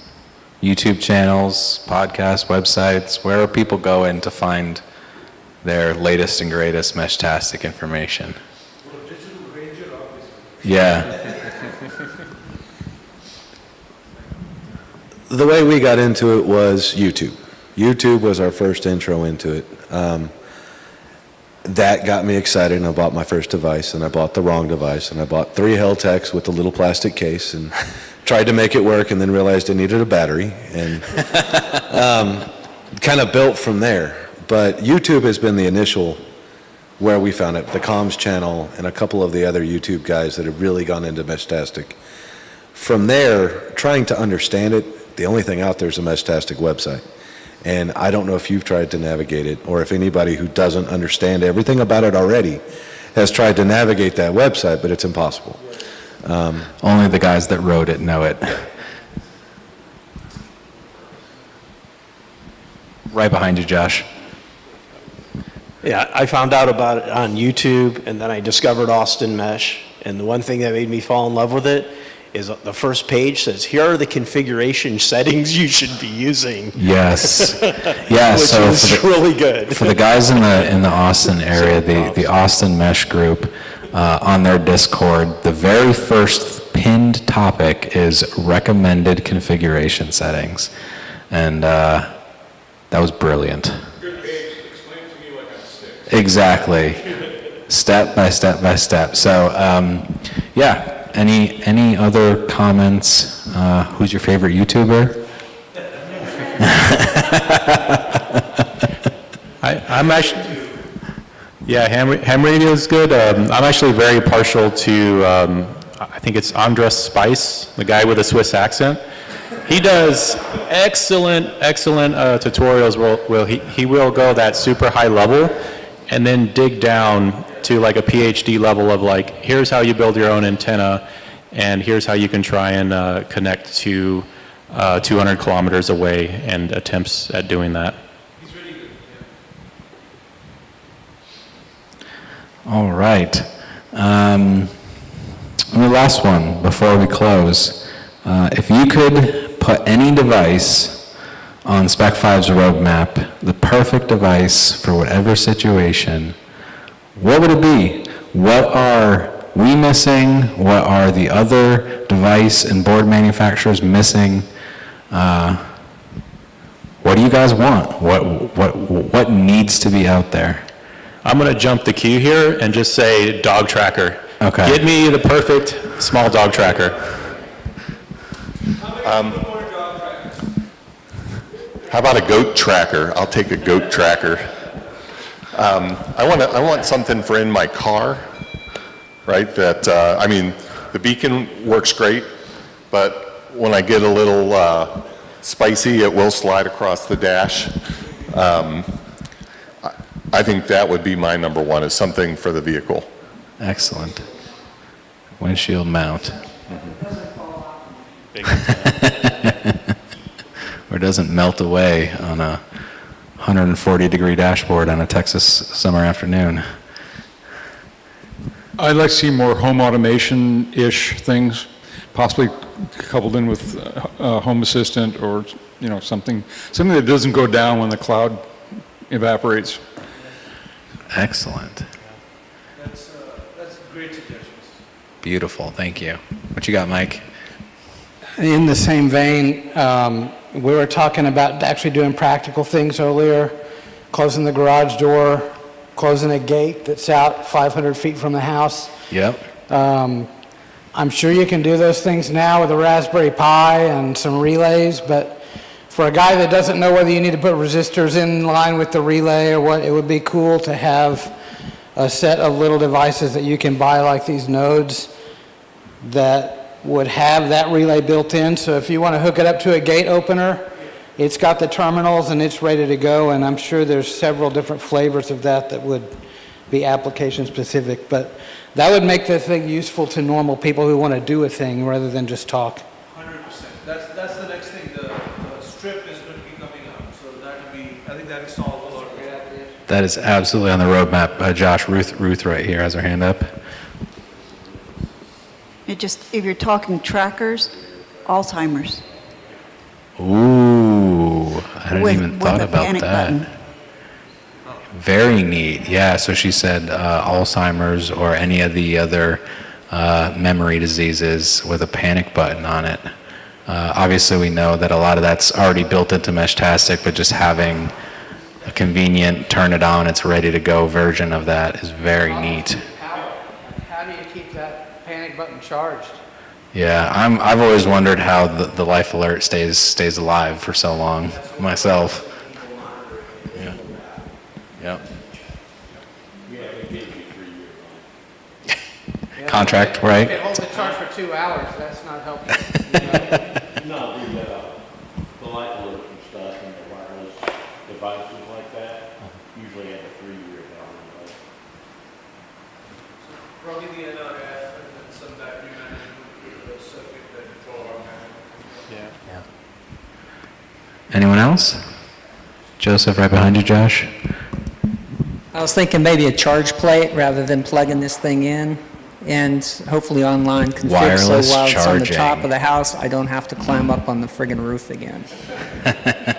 So, and Yeah. smaller trackers for like my brother has 5 grandchildren and 10 acres, and if they're coming up with a snake or something, they ain't moving, an alert of some type would be good. All right. I like the idea of integrating with a cell phone, so people that just want a unified package can get it. I think that might help adoption. Thank you. And you don't think the Spectre does that?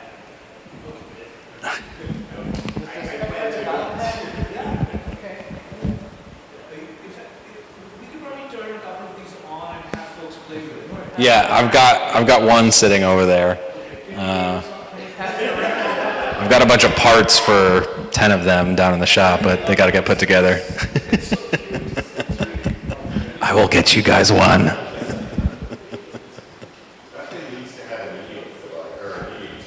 Oh, yes. Robert and I have had this conversation. I'm a big fan of e-ink screens. If anyone doesn't know what an e-ink screen is, it's basically like instead of a LCD screen that you have to light up all the little pixels, when you turn on a pixel, it stays on until you wipe it. So kind of, yes, absolutely, Etch-a-Sketch. So they've now moved from just black and white to colors, and they've got all the beautiful options. And the reason why it's extremely significant for Meshtastic devices is because they take very little power. Only when you refresh to change what is on the screen is when you have to power it, which is cool because you can then leave your last message on the screen forever. Even when the battery is off, that screen stays populated with that message. So it's really neat. I love an e-ink screen. I've been paying attention to all the little devices that have them. And yeah, we will definitely be incorporating those into some of our devices in the future.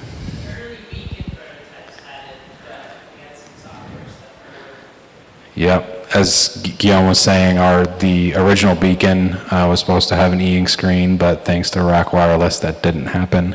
But we hope to correct that soon. What you got, Joseph? A magnifier for a small wooden screen would be great. Whoa. So we have actually. Yeah, so there is a bigger than 1-inch screen, and yeah. I can't put text on that. Okay.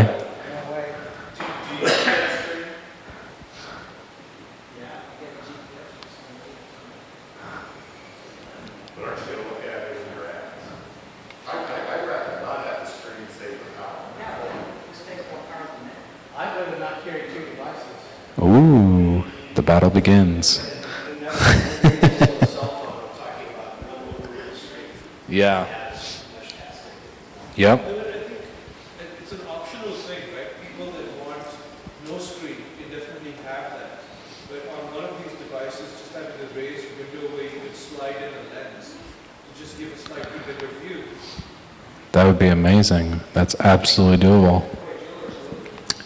Had a hand up in the back.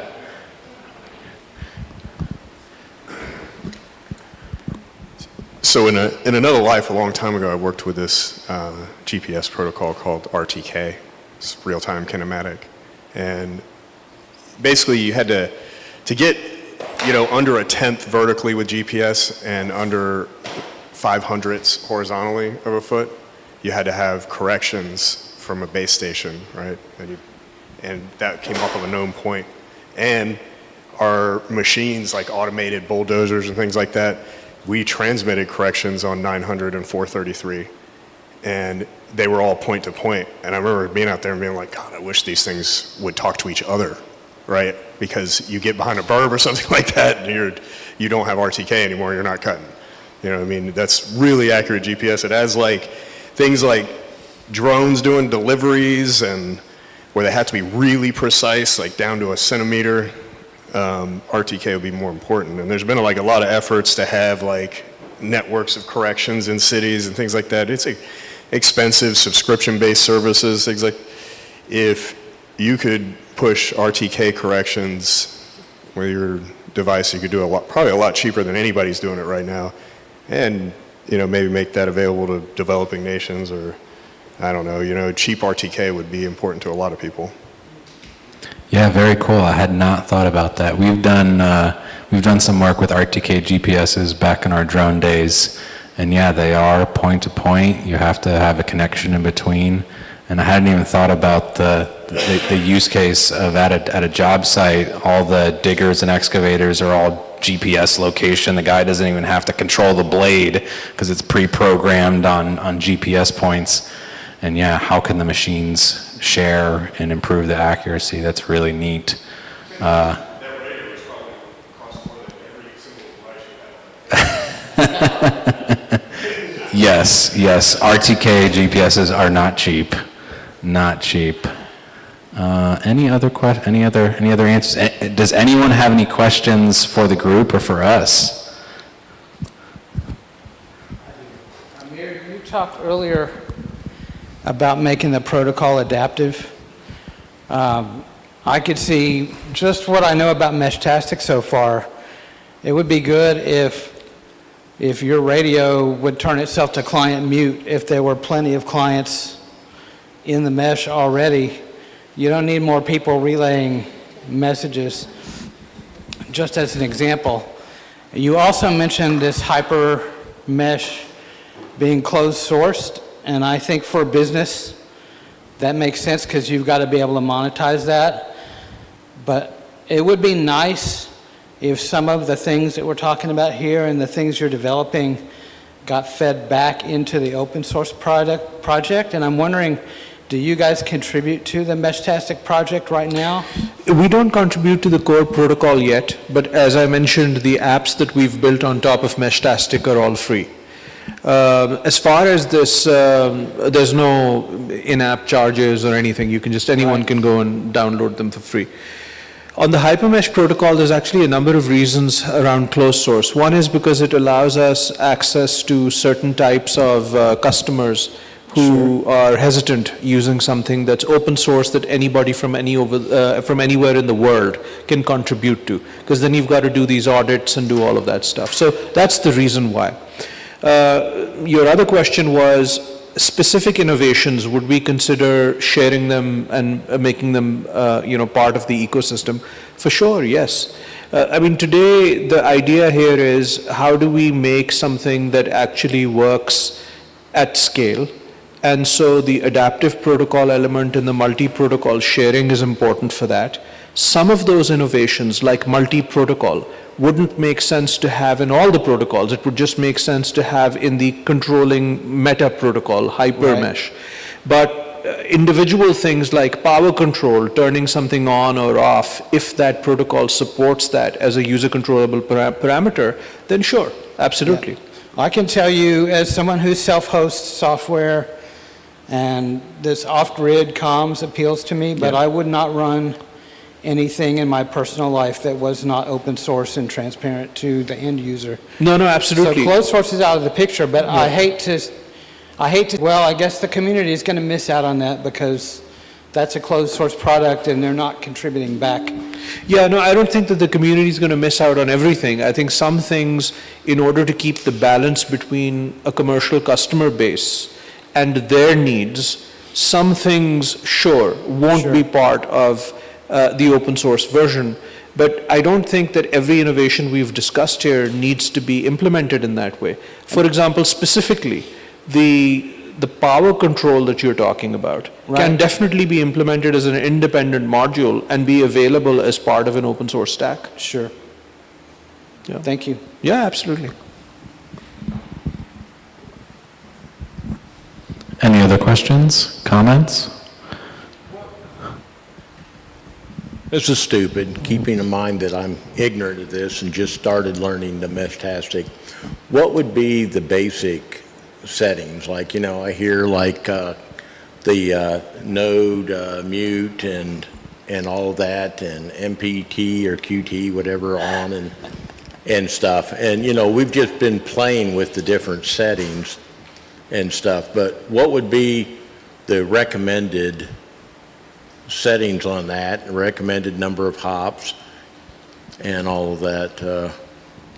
Yeah, so in my experience and leaning on the experience of the local community, anything other than the client role is pretty useless unless you're in a very dense mesh.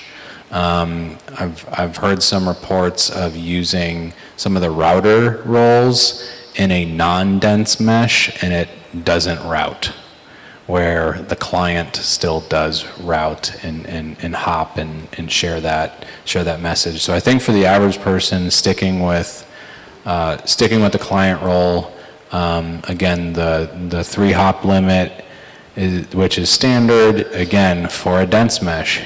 Guys that live in Austin don't need more than 3 hops because they can get all the way around the city on 1 hop, maybe 2 at most. We can get down into Austin on a good day with 1 hop from here. So you're really going to have to keep that set on where you are. If you're out in the middle of nowhere and there are only a couple devices around you, I would say crank up that hop limit and see how far you can go. You're not going to hurt anything. But when you're in when you're in really dense areas with a high hop limit, what's going to happen is it's not going to route the most efficient way. It's just going to hop across as many as it needs to. But with the hops reduced, it will only hit the number of devices that it needs to actually get there, instead of just going 1, 2, 3, 4, 5 all the way across. So it's really it's really a case-by-case basis. And then I think the other thing, and Robert and I had talked about this, and they had mentioned it at their experience at Hamvention, using the different channel options. So you've got, long fast, short fast, medium slow. You've got all it's basically, you've got different distances and different speeds. And so in a scenario where, say, it's just you and your family on a piece of property, you and your family at an event, you probably just need to be on short fast, because you don't need to be blasting miles. You might be in a mile square area, and short fast should be enough for everyone to communicate. But if you're out at Big Bend and you're 30 miles away from anything, then yeah, you'll definitely want to be on long fast, and maybe you'd even want to switch to long slow to kind of prioritize the distance rather than the speed. Now, if somebody's on long fast or long slow, can they communicate? No. Yeah. Which is kind of annoying. This is why you move your settings, you want to be compatible with the people you want to. Right. Correct. This is where Amir's gateway comes in, though. If you had two radios that were on those different channels, Yes, sir. it could be hardwired to each other and relay those messages from one to the other. That would be useful. Absolutely. Ways is they double your radio usage if they're in the same area, because everything's changed. But if you've got a fixed antenna site, for example, and you're far away, you might have a long haul that you're doing with long, slow, or even directional. And then you want to relay all that stuff to an anomaly with long, fast, or... So think about scale, what that would mean to scalability. Mhm. You could theoretically have areas here and every other, you take the locality, which you may want to solve your problem. Yeah, if It you're may out, not be a good if you're out here on a solution. ranch, though, you don't have to worry about that. Understood. You're only... Totally. So you just have to be aware of what this is Right. going to do as a whole. when you But scale. having a product that would allow that would be helpful. Excellent. That's very helpful. Well, that brings us right up to 2 o'clock. Look at that. I kind of had a feeling this group was going to enjoy the chat, and this was wonderful. I definitely learned a lot. It's definitely going to be super helpful. And we would love to continue this chat. Amir and I would love to share our contact info. Amir is very active on the social medias. Please find him. I have a business card that has my phone and email. Love to hear from you guys, whether it's product questions, product suggestions, things that groups are trying to do. We definitely want to support that, especially when it comes to educating people on this stuff and its use cases and the solution before the problem. Well, thank you very much. Thanks, Daniel, and to the team for putting this all together.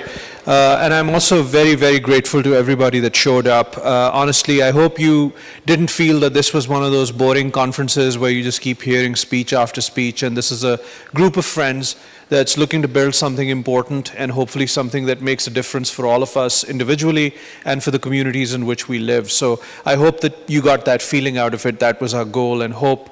On another note, the balloon is now up 11 miles. 11 miles and 14 miles away.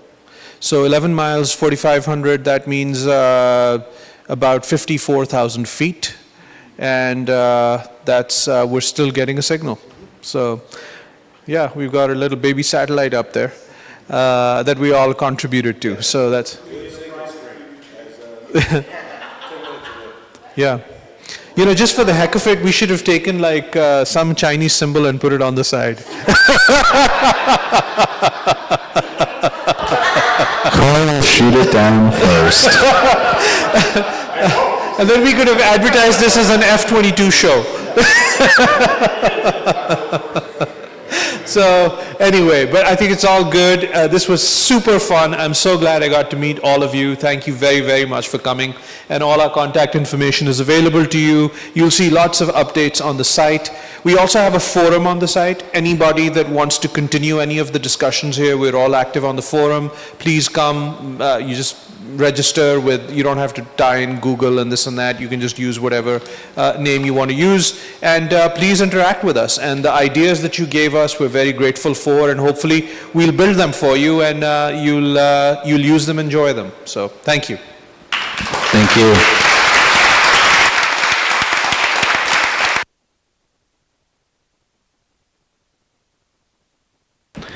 Take pizza for the road.